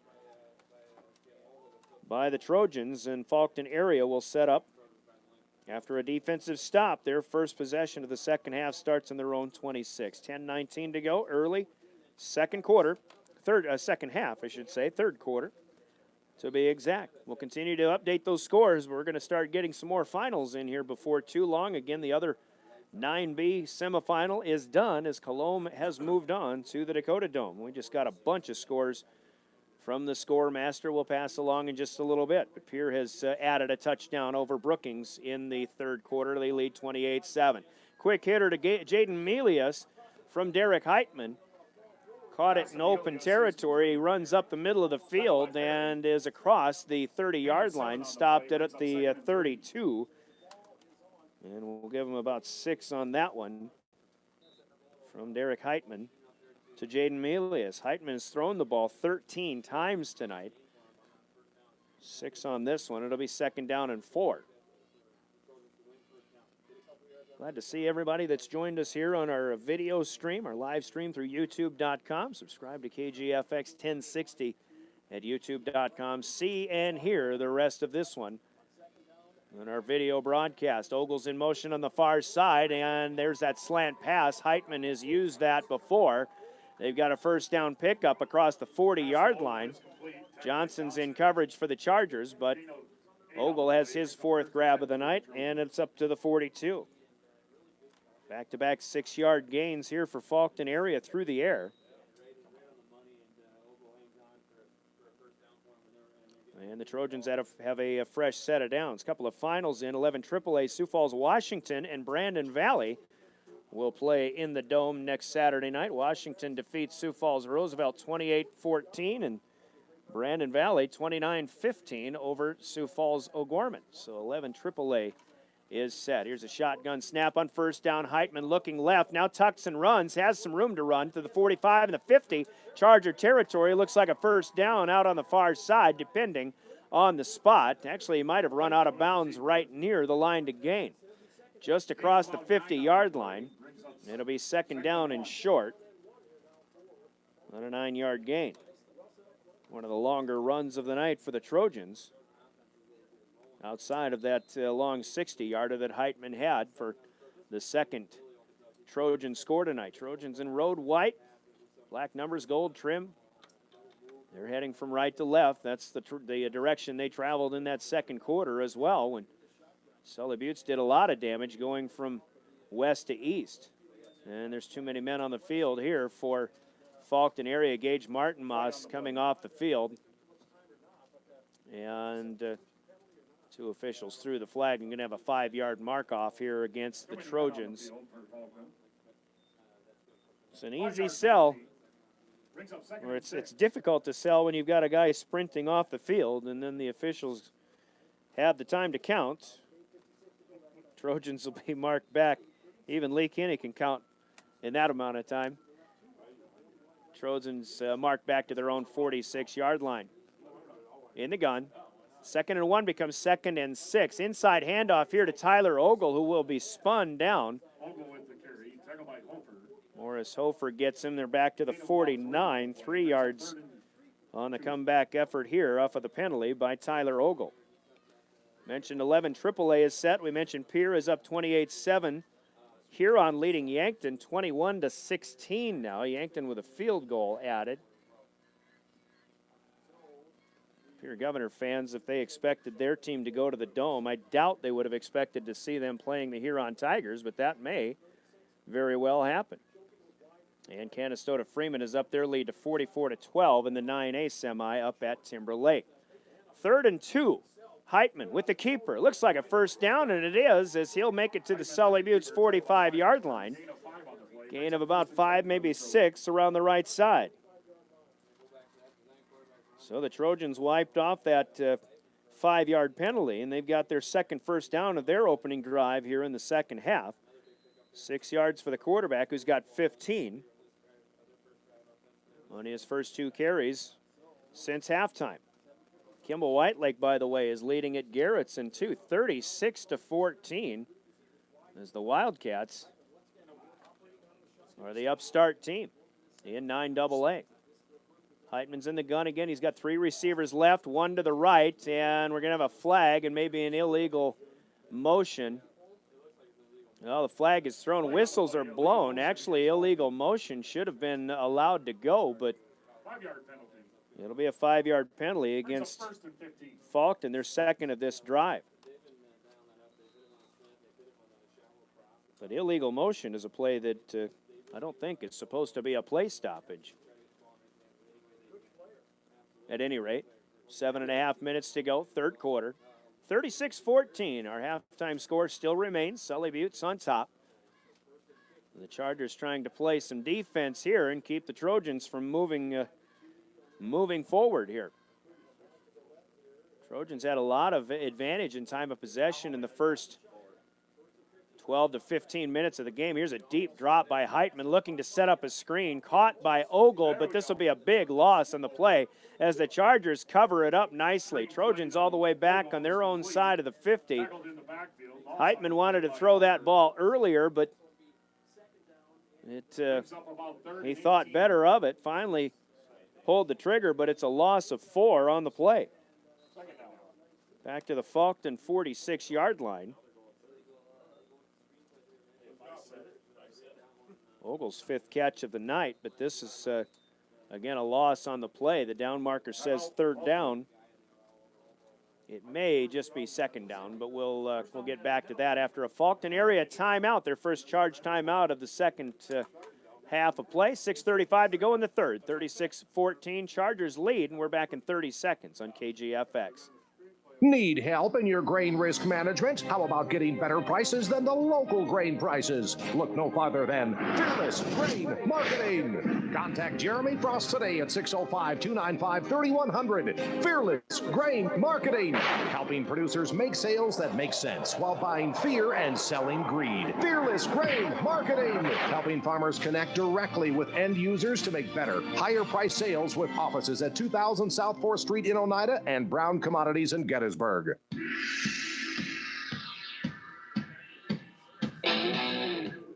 Back in Oneida, 36-14. Trojans trying to set something up. It is second down. There was a penalty that negated a play and a loss on the last one. So 5 yards on the penalty and a loss of 4 have Faulkton area in a second down and 19 situation. It was a promising start to the drive. A couple of first downs picked up, and they got into Sully Buttes territory. But again, screen pass. And again, it is second down and 19. Glad to have you back here. The winner of this one gets Cologne in the Dome next Friday morning. Some of us will still be yawning at 10 in the morning, but passing attempt here. Melius has the grab at midfield, slips a tackle, and finally brought out of bounds here on the near side by Morris Hofer. First opportunity by Sebastian Frost, unable to bring Melius down for a shorter gain, but a modest gain on 2nd and 19 back into Sully Buttes' side of the field. It'll be spotted at the 46. 8 yards on the pass play. Melius has 5 grabs, as does Tyler Ogle. But not an overabundance of yardage picked up through the air. It's final in Timber Lake. It's 44-20. Canastota Freeman moves into the Dakota Dome. Sully Buttes remembers Canastota from the Dome a few years back. 3rd and 11. Heitman going over the middle, and he's looking for Ogle, and in between is Grant Johnson for the knockdown. Boy, this Derek Heitman has quite an arm. He had some zip on that pass. But Grant Johnson cut in front of it. Faulkton area on 4th and 11 from the Charger 46, faced with a decision. I think it's time now for Faulkton area to admit they really don't have anything to lose, and it looks like they're going to be going for it here. Trailing 36-14. In certain situations, you might try to play field position, but Faulkton area going to try to pick up a first down here. Ogle's in motion, left to right. Chargers are bringing the house, it looks like. Now they're backing off. Heitman over the middle, has a man. Oh, Melius had it, but it squirts out of his hands, incomplete at the 29-yard line. Would have been a first down. A well-run route by Jaden Melius. But he had to go low, and Heitman threw that ball where only Melius was going to catch it. But this one, this drive comes up empty for Faulkton area. Sully Buttes will take over with good field position at their own 46-yard line. Nick Whitler in coverage there, but still a well-thrown pass. Faulkton area comes up empty, though. So the Chargers with a 22-point lead will take over. And they'll try to put some extra distance between themselves and their opponents here from up north and east. As Nick Whitler comes under center from the near hash. Option to the left, and the pitch thrown behind Hofer, who makes a nice grab, but slips with his feet out from underneath, and the Chargers will be dropped for a loss back to the 40-yard line, a loss of 6. But it could have been much worse. So second and long for Sully Buttes. Well, if the Chargers go on and win this one, we'll have coverage on Friday morning here on KGFX next weekend. 10 a.m. We'll start with about a 9:30 pregame. Pierre Governors leading 28-7 over Brookings, also in good shape. We could have two Central South Dakota teams playing on the same day in Vermilion, but let's finish this one up first. Whitler on the keeper. Doesn't fool anybody. Alex Asoff, maybe Trevor Boss in there as well, and Whitler just gets back to the 40, so it's 3rd down and 16. And Nick Whitler and company with the ball just to the left of the middle of the field.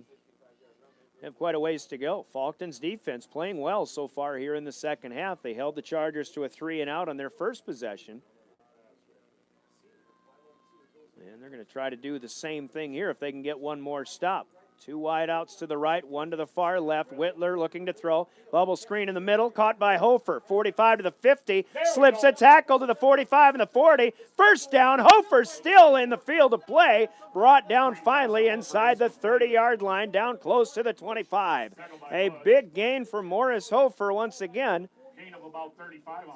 Faulkton area tried the screen a little while back on their last possession, but lost yardage. Sully Buttes able to pick up big yardage on the bubble screen in the middle of the field. Spot it to the Faulkton area 26-yard line.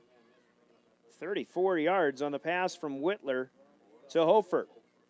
Hofer's second grab of the night. His first one was an 89-yard touchdown. He's got it again, but the conventional handoff this time in the middle of that D line of Faulkton makes the stop here. Gage Carter in on the stop. No gain for Hofer. And again, the running games really for both teams have been stymied quite well, outside of just 1 or 2 big plays here and there. It's in the 3rd. Chargers on the move once again.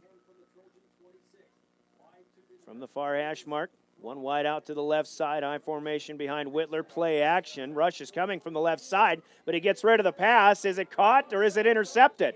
Johnson had it, and they're going to give the Trojans the pick. Tyler Ogle took it away from Grant Johnson. It really was kind of a simultaneous grab, but Ogle, as he rolled over, had the better control. That's a heck of a play defensively by Tyler Ogle. The 3rd pick of Nick Whitler tonight by the Trojans. Hard to believe 4 turnovers. It's exactly what the Trojans needed to stay competitive in this game. They've done that part, but Sully Buttes still has the 36-14 lead. But the Trojans will have it 1st and 10, 3:43 left. It looks like about the, where are we at, the 11-yard line. Quick hitters out to the far side. Ogle has the grab, but he is wrapped up and brought down, unable to slip a tackle this time, which he has done very well in this game. 5 yards to the 16. And if Faulkton area is going to get back in this game, it stands to reason they'll probably have to use the passing game as well. Again, which Sully Buttes has been having to go to on several occasions. 3:10 and less to go in the 3rd quarter. No scoring in the second half yet. It's still 36-14, Sully Buttes. Under center, Heitman rolling out to his right, looking to throw long as that big arm, but he overthrows everybody again, including intended receiver Tyler Ogle. Nick Whitler playing safety back there, couldn't get to it either. Derek Heitman's completion percentage on downfield passes isn't very good, but I still could watch this young man throw all day long. He's got an impressive arm. Final in 11B, Bridgewater Emory Ethan has defeated Mount Vernon Plankinton 41-6. Bridgewater Ethan will make a return trip to the Dakota Dome next weekend. That'll be Friday afternoon at 1 o'clock. In the gun, third and about 7. Heitman, pump fake, another one, tucks and runs now, and Cameron Ogle giving chase. Heitman reaches. Heitman pushed out of bounds. And I think this might be just a little bit shy. He's at about maybe got a 2-yard gain. It looks like they're marking him at the 14 or the 16. I think the play originated at the 14. So Heitman ran a long way, and in their own red zone, they don't have a lot of options here. They'll have to kick it away on 4th and 3.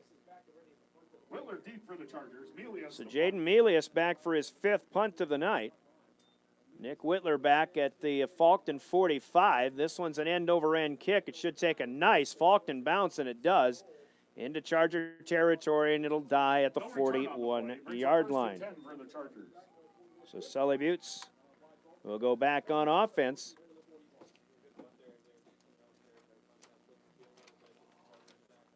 Sully Buttes, as long as they're leading by the comfortable margin that they are, I'm sure they don't mind just eating some time off the clock. As again, they've got it with 2:38 left in the third quarter from their own 41-yard line. But Sully Buttes, I think they'd really like to get something going on the ground here. And if they can, that would definitely start to help chew more time off that clock, which still has over a quarter left to play. There's a nice run here. Boy, is this Hofer or Weinheimer?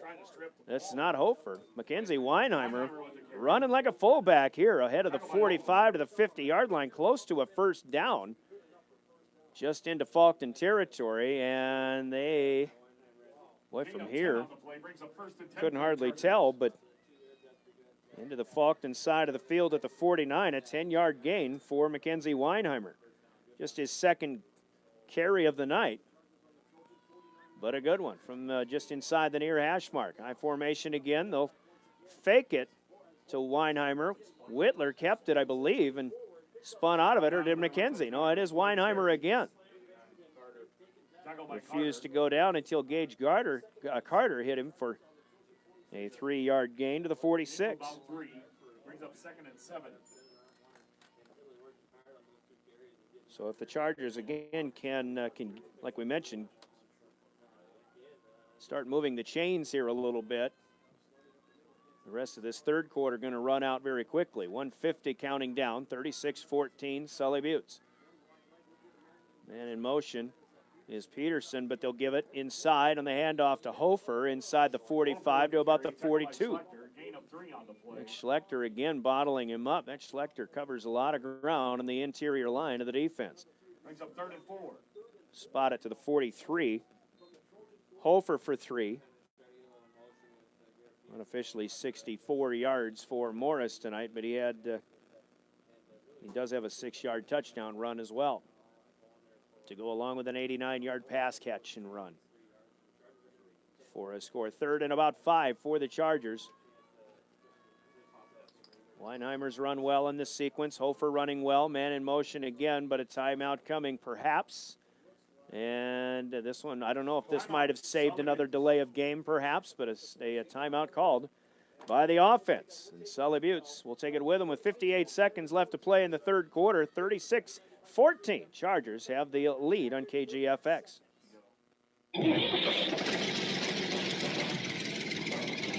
Colson Farms of Blunt proudly sponsors this broadcast. Success travels in the company of very hard work, and it shows with the Chargers. Colson Farms wishes the Sully Buttes athletes the best of luck in your competition. In for the win, Chargers. We're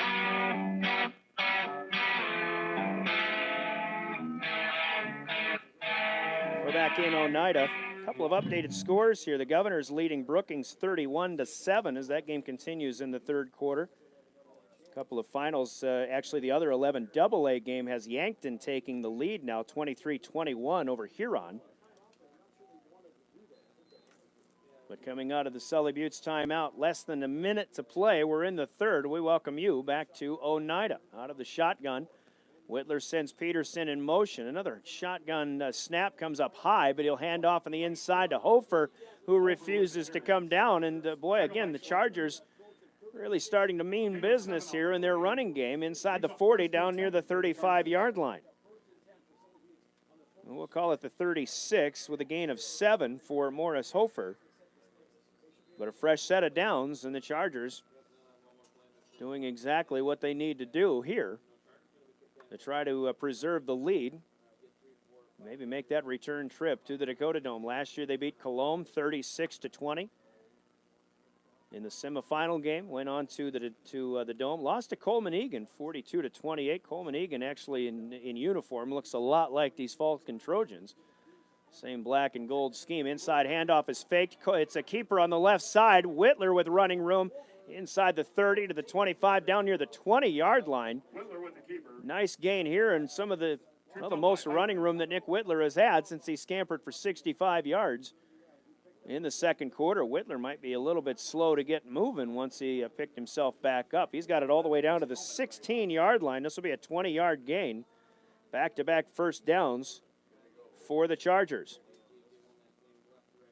Clock runs at 20 seconds after they started upping, and the Chargers won't have to run another play here in the third quarter.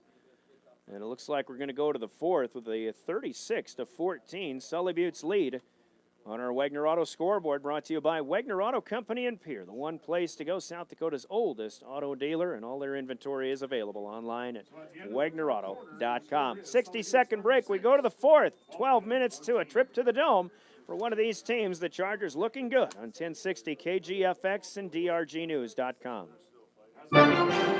The Blue Goose in Oneida is proud to be a sponsor of Sully Buttes High School and youth activities.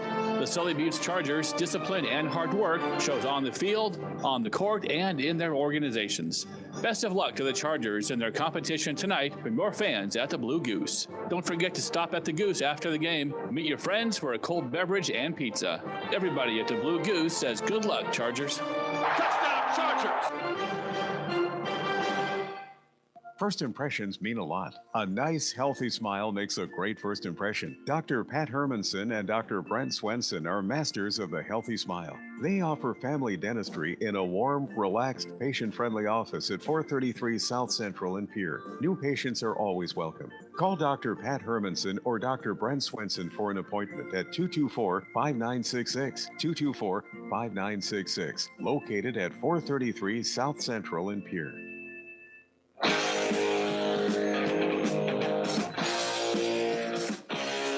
Back to Oneida, the fourth quarter getting ready to get underway. The Chargers on a pretty good drive here, starting at their own 41-yard line, 5 plays, but 3 first downs having been picked up. It is 36-14. Neither team got in the end zone in that third quarter, but the Chargers are into the red zone now at the 16-yard line, as they try to put another nail into the Faulkton coffin here. Might have a final on KPLO. It looks like Kimball Whitelake has finished off Garrettson. Here's a push pass from Whitler to Hofer coming across the middle. Flag's going to be thrown here. It'll be a minimal gain on a first down play inside the 15-yard line. Stopped at about the 13, but holding against Sully Buttes is going to push them back. Just going to be their second penalty on the night. And their first of the second half, but this one still will push them back all the way to the 27-yard line. Might have been committed a yard behind the line of scrimmage. All the final scores hopefully coming up once we get to the postgame, but we've still got most of 12 minutes in this fourth quarter to finish off with the Chargers and Trojans, two teams that know each other well. Faulkton has played well tonight, especially early on, but Sully Buttes' defense has been up to the task as well. Here comes Morris Hofer, and he'll get hit low by Alex Asoff. And Aesop makes the stop. Aesop is as good as they come here in that middle linebacking spot here in this part of the state. Of course, Chargers have a pretty good middle linebacker as well. Back to the 25. That's a pickup of 2 for Hofer. But it'll be second down and about 19. Ball's on the 25. Still in the I formation. Frost is the single wide out. Now Weinheimer in motion to join him out there, and they'll screen it back to the left. Hofer has the grab, but Aesop, no, it's Melius who will run him down. Hofer on the screen pass, tackled by Melius. I think this is the same play that these two scored on the long pass play earlier tonight, but Melius bottles them up this time. Always nice to see when players can recognize plays they've seen before and keep them from turning into big plays the next time around. It is a 6-yard pickup from Whitler to Hofer. Hofer's third grab of the night. Third down. And about 14. Back to the 18 come the Chargers. Near hash mark. Now trips to the right. Whitler with a snap. And running out of room to throw. He has a man out there. Pass is caught, but it is out of bounds. Probably was not good enough for a first down anyway. Brings up fourth down. Chargers certainly in 4-down territory given where they are on the field. It'll be fourth and about 14 from the 19-yard line.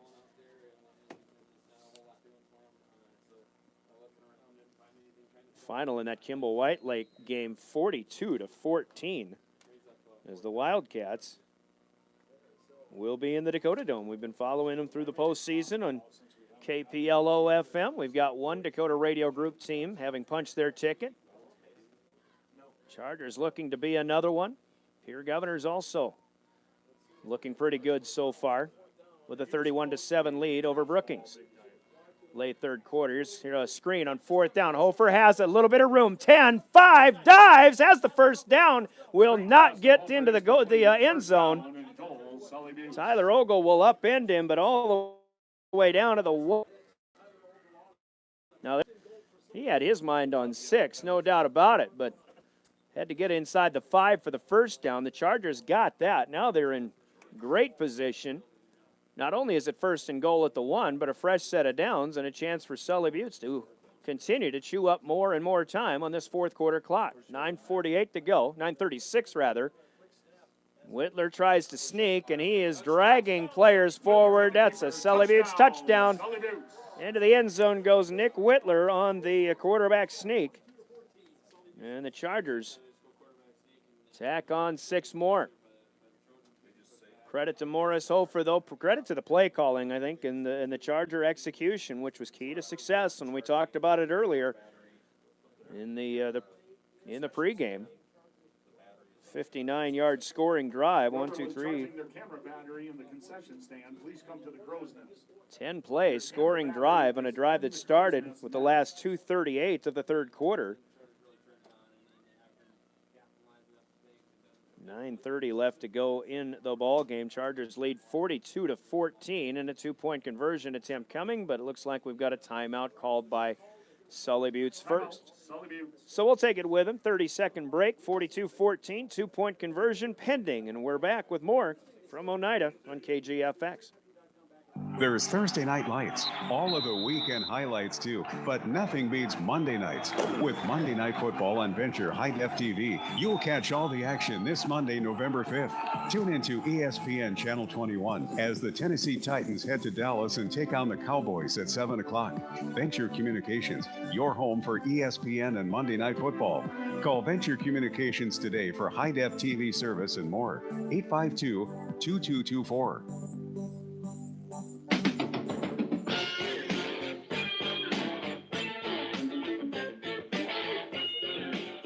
Oneida, charge timeout number 2 for the Sully Buttes Chargers. You're listening to the 9B semifinal on 1060 AM and 107.1 FM KGFX. Pierre, a member of the Dakota Radio Group, on our website, drgnews.com. Welcome to everybody joining us through that route. And, of course, special thanks to those watching this game on the YouTube channel and the Dakota Radio Group, KGFX subscription. Been a good one here for the Chargers. Faulkton area showed some promise early on, but the Chargers have withstood everything that the Trojans have thrown at them and now have a 42-14 lead. 2-point conversion attempt still forthcoming. Whittler's under center. He'll roll out to the left. Bootleg throws across the grain, but short arms or short hops his intended receiver, and it'll be an incomplete pass intended for Cameron Ogle. So Sully Buttes leads 42-14, a 10-play, 59-yard scoring drive. And again, the last 2:38 taken off of the third quarter clock and 2.5 taken off of the fourth quarter. I guess that's about 5 minutes and 8 seconds as Nick Whittler ran it in from a yard out. Keep it here, give you some scoring updates. We actually don't have anything further from what we've mentioned, but teams that are already in the Dome, of course, the Cologne Cowboys, who defeated Wall 74-28. The winner of this game gets Cologne at 10 a.m. next Friday in the Dakota Dome. Canastota Freeman has defeated Timber Lake in 9A 44-20. Canastota Freeman will take on Howard, who defeated Britton Hecla 12-8. That'll be the 4 and 6 seeds in the 9A championship next Thursday morning. Also, Kimball White Lake, we mentioned, in 9AA is in 42-14. They may play Bonham, who had, at last check, a 29-8 lead at Woolsey Wessington. Bridgewater Emory Ethan is into the 11B championship. Sioux Falls Christian was sitting pretty over Canton in 11B. T area is in 11A. Del Rapids had a 19-14 lead over Dakota Valley at last check as well. Sioux Falls Christian leading Canton now 31-14, by the way. And here come the Chargers to kick as we are going to have to get refocused on that camera view. But the near side squibber by Grant Johnson is picked up by Alex Asoff at the 37-yard line. So the Trojans will try to do something positive here at in the fourth quarter. They still have 9:27 to go, but now trailing by 28 points, 4 scores. They try to get back in this one. They've got it 1st and 10, as we mentioned, at their own 36. Faulkton has not scored since the second play of the second quarter. Del Rapids' updated score over Dakota Valley is now 25-22 in 11A, the 7 seed, trying to get to the Dome. Here comes Derek Heitman. Nice quick pass and catch by Tyler Ogle on the near side to the 45-yard line, out of bounds. Run out of bounds by Grant Johnson. Braden Perry also in the area. Nice start on first down, spotting just shy of the 44. Weimer got him in the backfield. Brings up 1st and 10 for the Trojans. But Ogle kept moving his feet, and Weinheimer had to spin him in order to get him down. He spins him for another couple of yards ahead of the 45 spot to the 47. Gain of 3.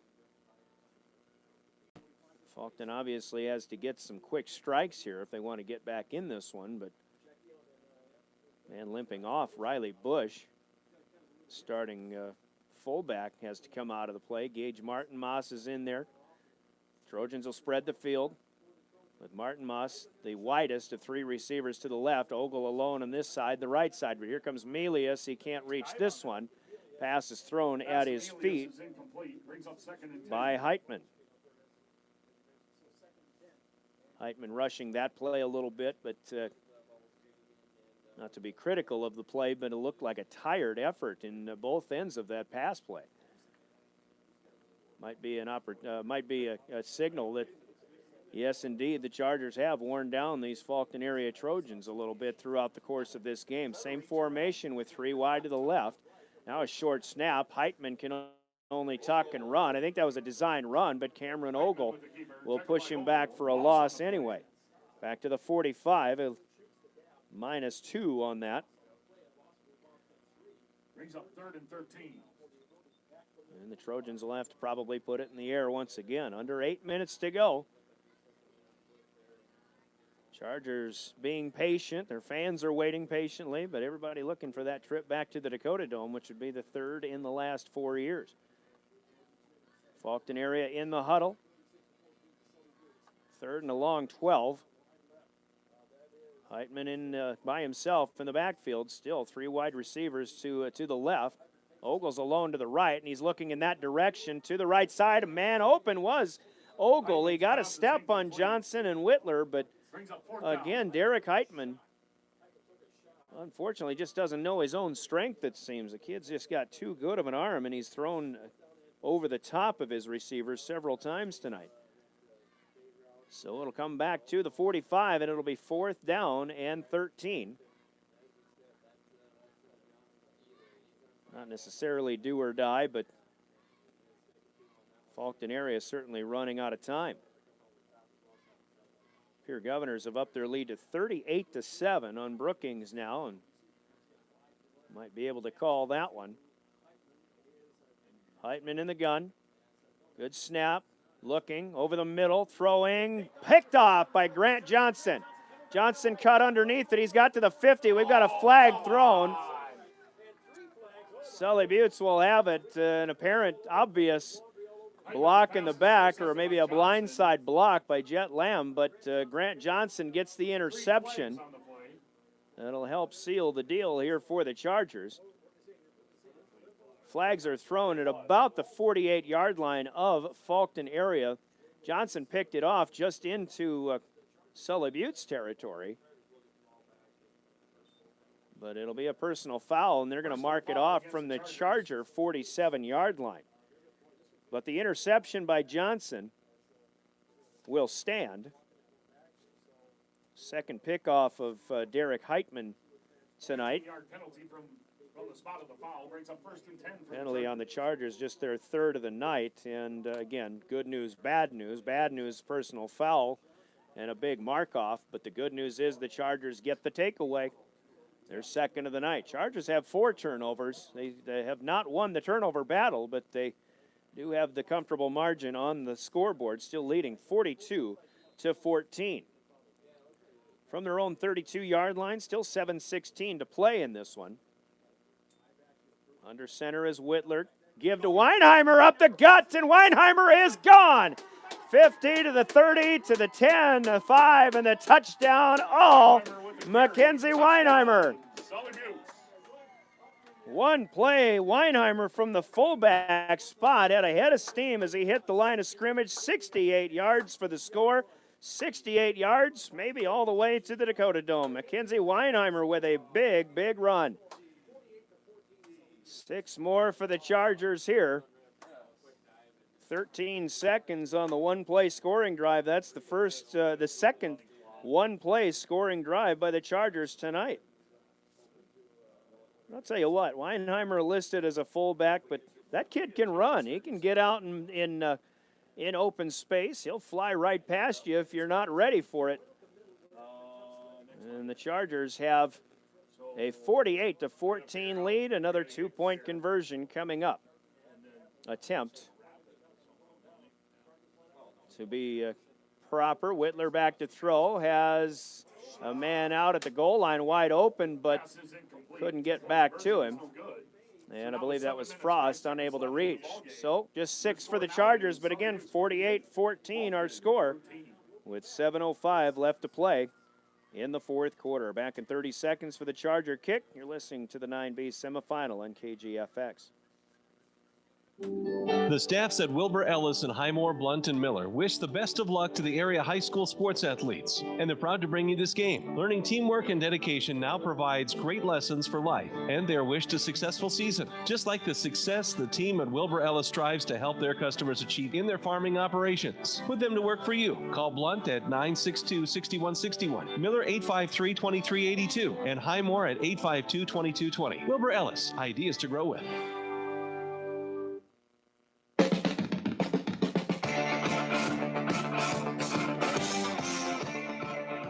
68-yard scamper on the first play of the possession for Sully Buttes. Mackenzie Weinheimer.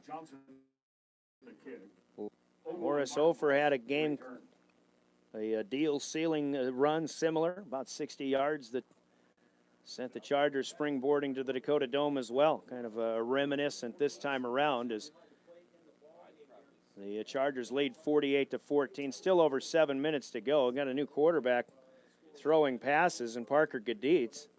Look like the Trojans may go to the second string After they take the kickoff here, caught out of the air and straight up the gut, across the 40 to the 45-yard line. Alex Asoff been waiting all game to lower his head and to put a hurt on somebody with the football, and he had a nice return. Up to the 45-yard line, Faulkton area will have it. 7:01 still left to try to make something positive happen. Faulkton area realizing their season in the balance here now, trailing by 34. 48-14. And that's 40 unanswered for the home team. Heitman is still coming out. He'll still play quarterback. And the Trojans still trying to figure out who's supposed to be on the field. Taking a while here.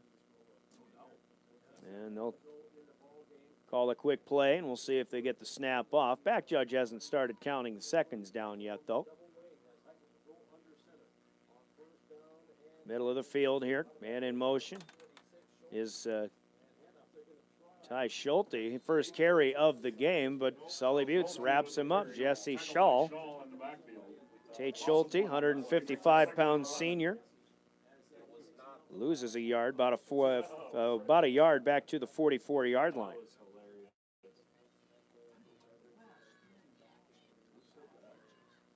Tate Schulte, a senior on the squad. We haven't really called his name but one other time tonight, but senior getting an opportunity to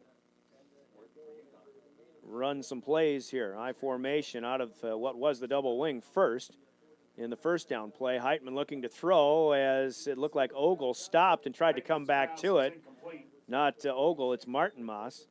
Brings up 3rd and 11. I wondered if the ground might get a little soft, maybe a little wet as this game went along. There was rain forecasted to start at about 8 or 9 o'clock, but we have not had or seen any of that yet tonight.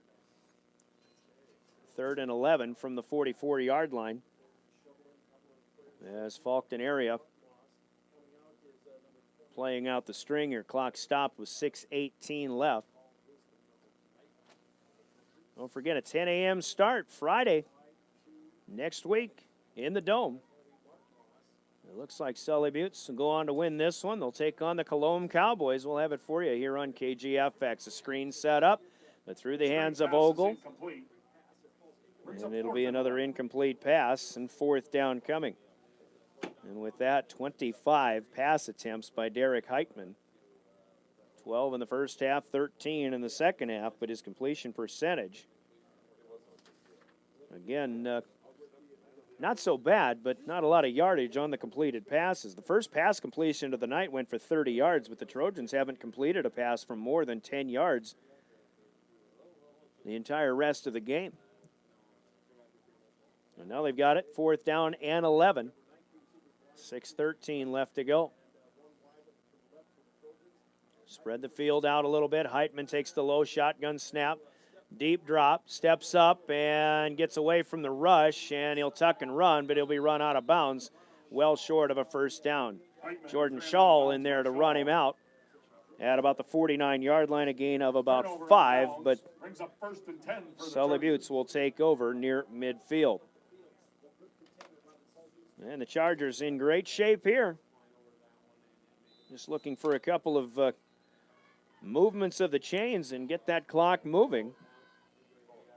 So the Sully Buttes fans can get on to party time here. They lead 48-14. Trojans will take a timeout. We'll take it with them. 30-second break, and we're back with more from the 9B Semi on KGFX. Best of luck, Sully Buttes Chargers, in today's competition from Oneida Electric in Oneida. Give Oneida Electric a call for all of your plumbing, heating, and cooling needs. The summer heat can be sweltering, and we know how cold South Dakota winters can be. For year-round comfort and heating and cooling efficiency, an electric heat pump can save you money. Ask the folks at Oneida Electric about replacing your current system with an electric heat pump. Oneida Electric. Call them at 258-2555. Family owned since 1949.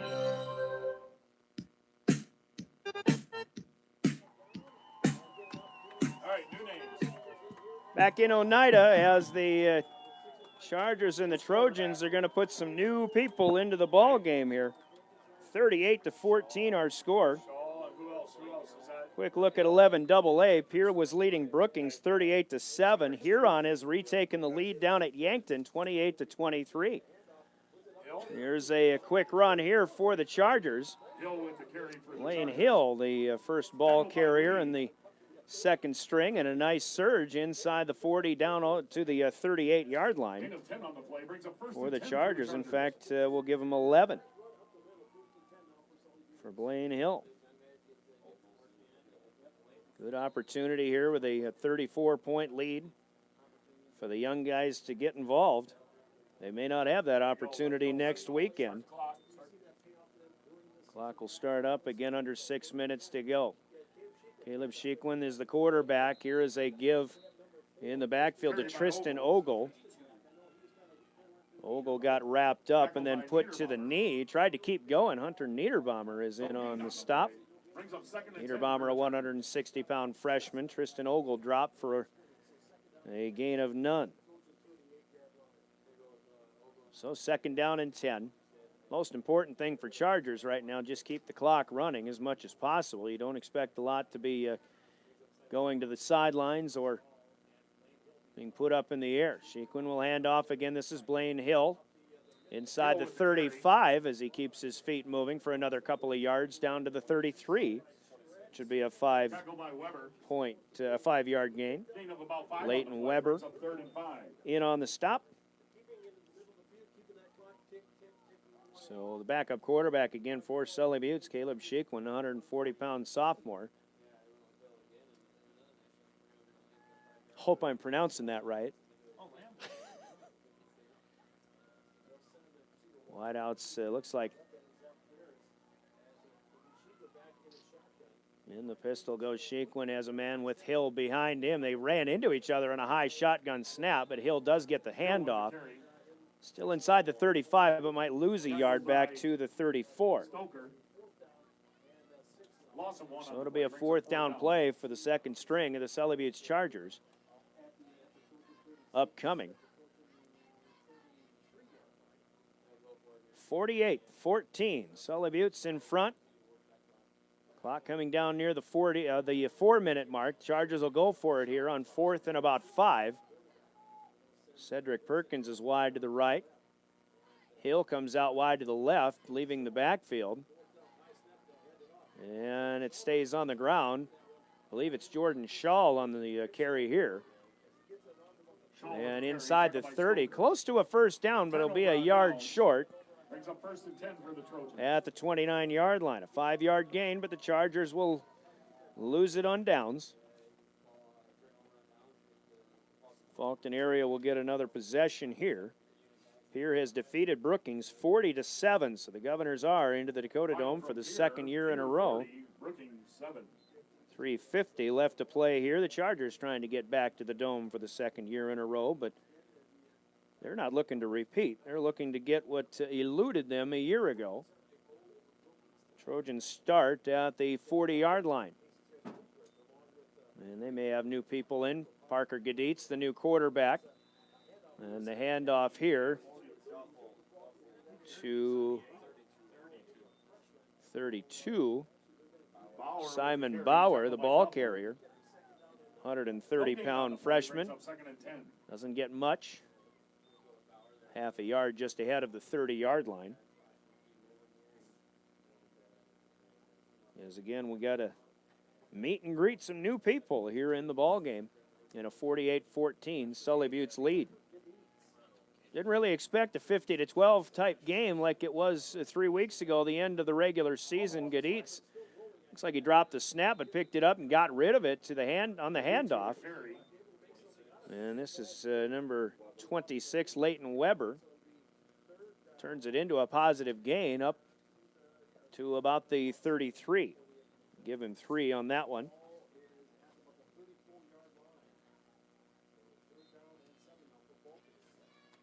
As third down is upcoming here with about 7 to go for the Trojans. 2:40 left to play.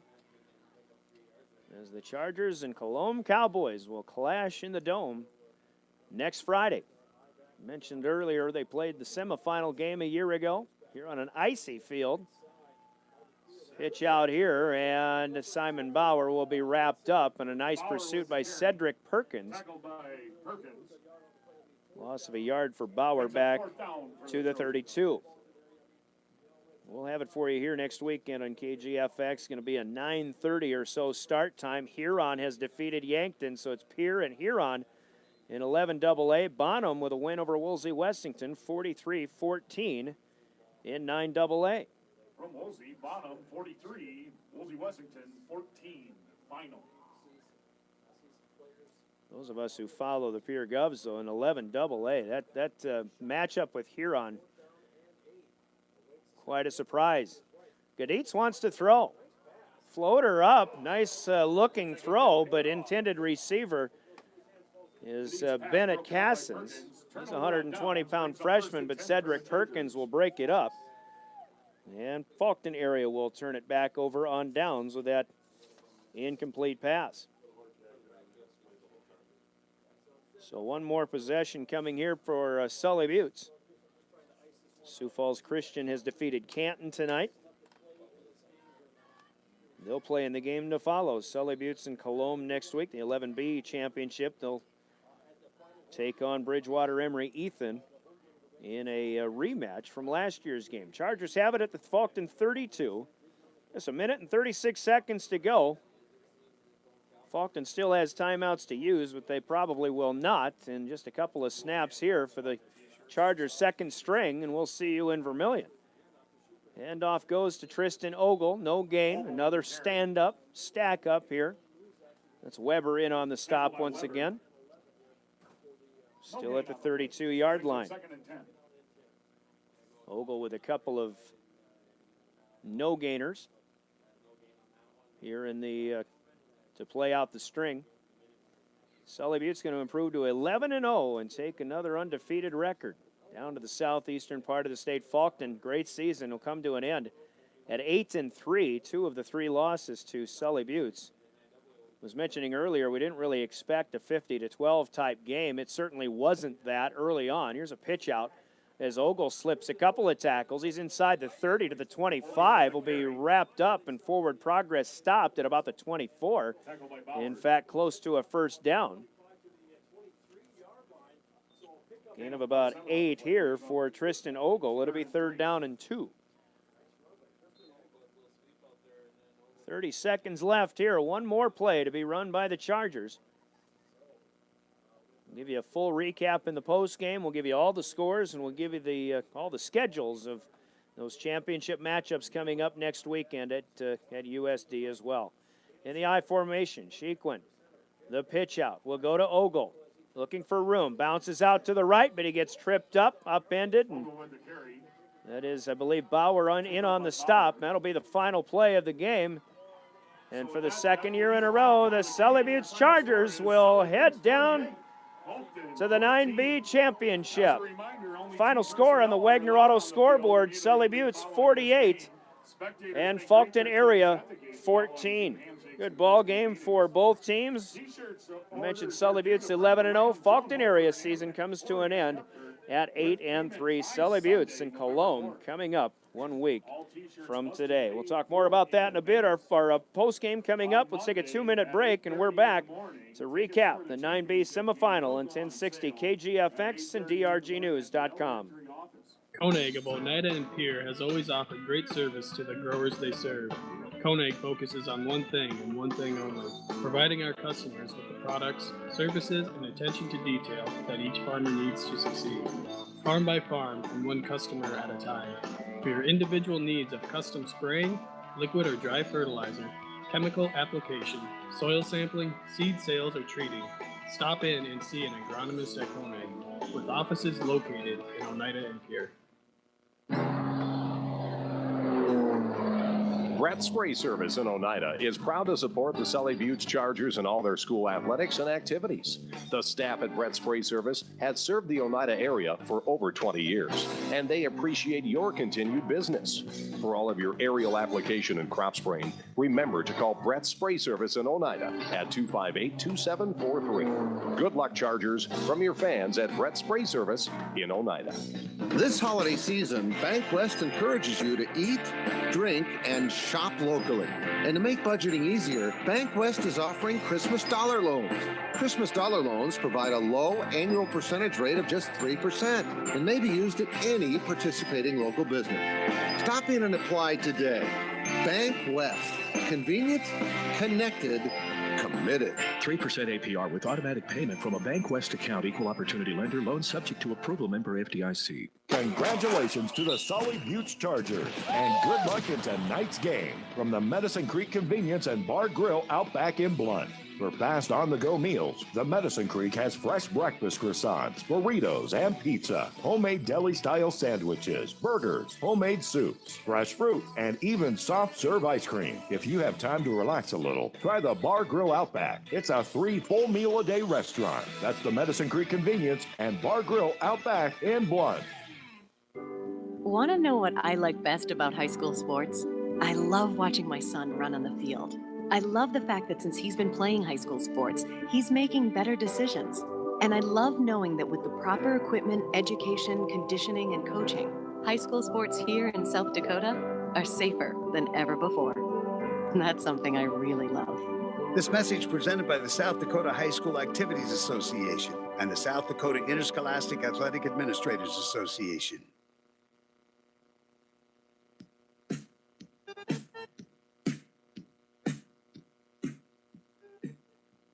Well, we're back in Oneida to recap a great ball game here, but Sully Buttes runs away from the Faulkton Trojans 48-14, our final in this one, as the Chargers had he spotted Faulkton a 14-8 lead just early in the second quarter, but things really took a turn after Faulkton area scored on a 60-yard Derek Heitman run to go up 14-8. Sully Buttes came back with a 65-yarder on the very next play from scrimmage by Nick Whitler to tie it at 14-14. The rest of the second quarter belonged to Sully Buttes. Whitler to Morris Hofer from 89 yards out. Hofer had a 6-yard run. Whitler to Grant Johnson from 16 yards out, made it 36-14. That was our halftime score. And again, Chargers scored a touchdown with 1:38 left in the second quarter. Then they picked off, Sebastian Frost picked off Derek Heitman deep and, at the 44-yard line for the Chargers. Chargers came back and got 5 plays and 66 yards in just 34 seconds and scored again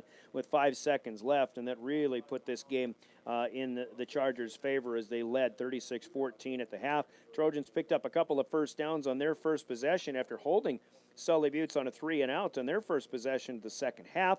But the Trojans were unable to do anything with it. It was turned over on downs. Then Tyler Ogle picked off Nick Whitler as the Chargers were driving again. But Faulkton's defense played pretty well at most of the night. But the Charger defense ended up being a little bit better. The last Charger,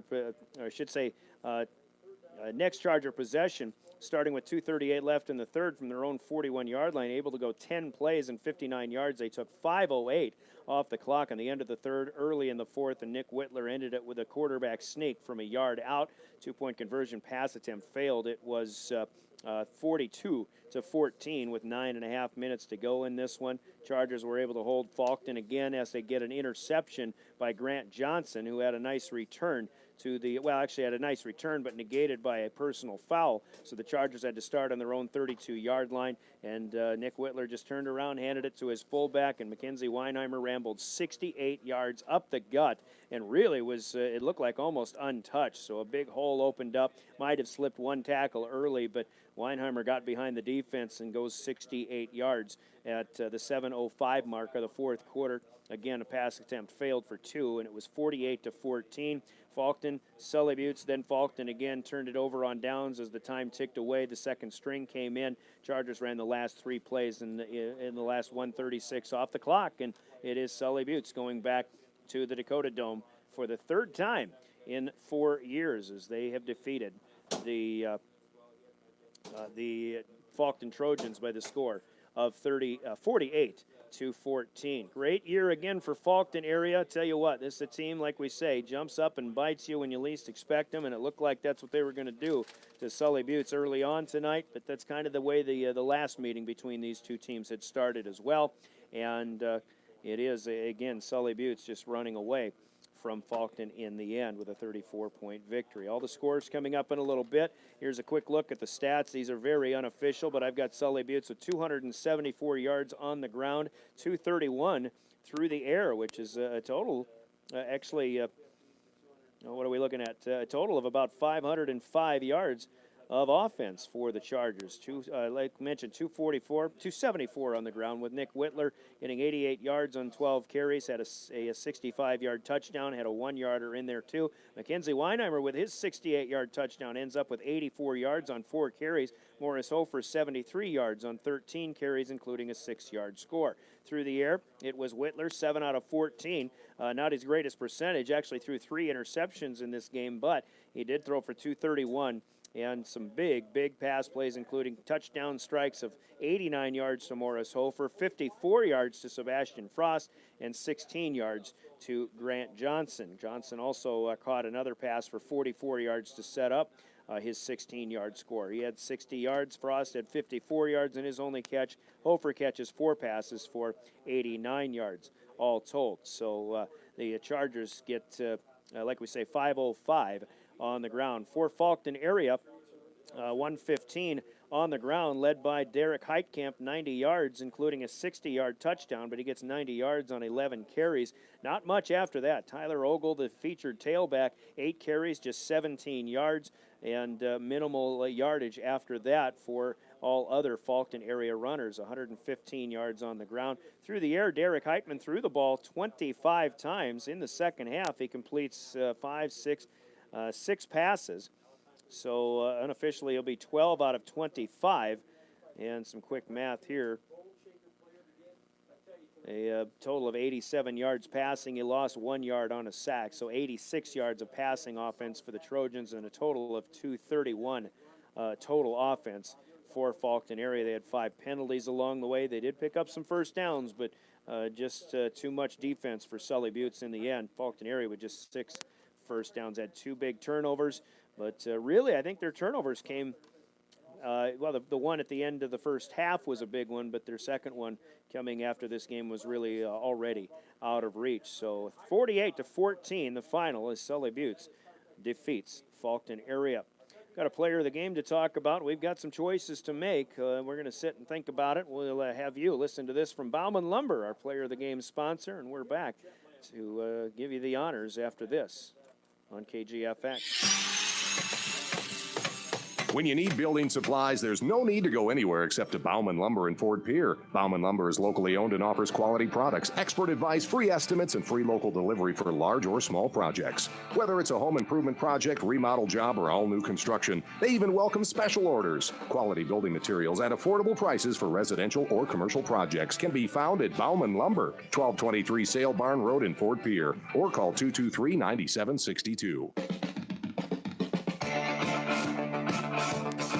We are back in Oneida. You heard from Bauman Lumber. They sponsor our player of the game announcement, and there's plenty of honorable mentions, but we're just going to cut right to the chase. Despite all the good things that the Chargers had, really like what we saw from some of the Trojan players. Some of their defensive players are certainly worthy of mention, but tonight's player of the game is going to be Sebastian Frost, the wideout for Sully Buttes. Also one of the cornerbacks. He made big plays on both sides of the football. Got Sully Buttes on the board with a 54-yard touchdown reception. And he got behind the defense, caught the ball, and rambled 30 yards after the catch. And got Sully Buttes on the board after Faulkton had already struck first. Then a big interception by Frost to set up what was the last touchdown of the first half. And Sully Buttes' offense took it from there, but Sebastian Frost played very well on both sides of the football tonight. He's going to get the player of the game honors as our Bauman Lumber player of the game, a T-shirt from KGFX Sports and Bauman Lumber noting his accomplishments, and the Sully Buttes Chargers moving on once again to the championship game. It'll be Sully Buttes and Colomb 1 week from today. It'll be 10 o'clock in the morning, though, that kickoff time next Friday on KGFX. Talking more about that in just a little bit. Here are the scores that we have for you now. Looking ahead, with Sully Buttes defeating Faulkton area 48-14. The final in Colombe was 74-28 as Colombe defeated Wall. So Sully Buttes and Colombe in the 9B final Friday morning. In 9A, Canastota Freeman defeats Timber Lake 44-20. Howard over Britton Hecla 12-8. Both road teams win there. Canastota and Freeman. Canastota Freeman against Howard will be 10 a.m. on Thursday morning next weekend in the Dome. Bonham was leading Woolsey Wessington. Last score I had was 29-8, and see if I got an updated on that one. But Bonham actually won that game 43-14, so an upset there, perhaps, although Bonham probably should have beaten Woolsey Wessington the first time they played. This year it'll be Bonham against Kimball White Lake as the Wildcats, the 7th seed for the second week in a row, knock off an undefeated opponent. This time they go to Garrettson and beat the Blue Dragons 42-14. So Kimball White Lake will play the 9AA championship against Bonham at 1 o'clock on Thursday afternoon. In 11B, it was Sioux Falls Christian defeating Canton 38-20 as the defending champions are heading back against the team and they'll play the team that they played last year in the Dome, Bridgewater Emery Ethan, who defeated Mount Vernon Plankinton 41-6. The 11B championship will be at 1 o'clock on Friday afternoon after our 9B championship begins on Friday morning. 9AA, it was T area over West Central 28-0, and the last score that we had was Del Rapids leading Dakota Valley 25-22, and Dakota Valley, like Kimball White Lake, could be a 7 seed going to the Dome. They pulled the biggest upset of the tournament last week when they beat Madison, and again leading late at Dakota Valley in that one. It is the Superior Governors heading back to the Dome as they defeat Brookings 40-7 tonight, looking to repeat, and they will face the Huron Tigers. Huron winning at Yankton 28-23 tonight. The 11AA championship will be on River 92.7 on Friday night at 7:30. In 11 AAA has Sioux Falls, Washington defeating Brandon Valley 28-14. Washington beat Sioux Falls Roosevelt. Brandon Valley beat Sioux Falls O'Gorman 29-15. That'll be Saturday night, Washington and Brandon Valley at 7:30 at the Dome. We remind you, by the way, as you go to and from the games, the South Dakota Office of Highway Safety says don't veer for deer. Slow down, stay alert, especially when driving at night. That reminder from the South Dakota Office of Highway Safety. We'll also remind you that we have volleyball action coming up in the week ahead. Sully Buttes and Faulkton area both qualifying for the Sodac 16. Sully Buttes beat Harriet Selby in 5 last night. Faulkton swept Ipswich. Sully Buttes will play in Huron on Tuesday night at James Valley Christian High School. It is not at the arena. It's at James Valley Christian High School, which is on the north end of town. They will take on the 3-seed Chester area. Tough matchup for Tracy Scott and the Lady Chargers. Faulkton area, meanwhile, gets Dubrook area. They'll play in Miller at 6 o'clock on Tuesday. We'll have coverage, by the way, of Sully Buttes and Chester area here on KGFX following the Miller-Chamberlain match, which will also be played in Huron. That'll be on KPLO starting at 5:30. On KGFX, we will start with Phillip and Burke from Parkview Gym in Fort Pierre, and then I'll switch over to KPLO and do Kimball White Lake and Kadoka, also from Fort Pierre at 7 o'clock. So that's what's coming up there. Good night here in Oneida. The Chargers defeat Faulkton area, and we're going to the Dome once again. And we invite you to join us either at the Dome or here on KGFX. We will not have the video stream up next week. That'll be against regulations. But as this activity itself has been brought to you by this station, its advertisers, and the member schools of the South Dakota High School Activities Association, no rebroadcast in whole or in part may be made without their written permission. Thanks for joining us, and thanks to Jeff Duncan for giving us the scores and running the show, as tonight's game has been brought to you on KGFX by Owyhee Grain, The Corner by Sunrise Bank Dakota, Barber Chemical, Barber Farm Service, and by Stewart & Daughters, Fearless Grain Marketing, Colson Farms, The Blue Goose, Drs. Hermanson and Swenson Dental, Venture Communications, Wilbur Ellis, Oneida Electric, Cone Ag, Brett Spray Service, and Bank West and Medicine Creek, with announcements from the High School Activities Association.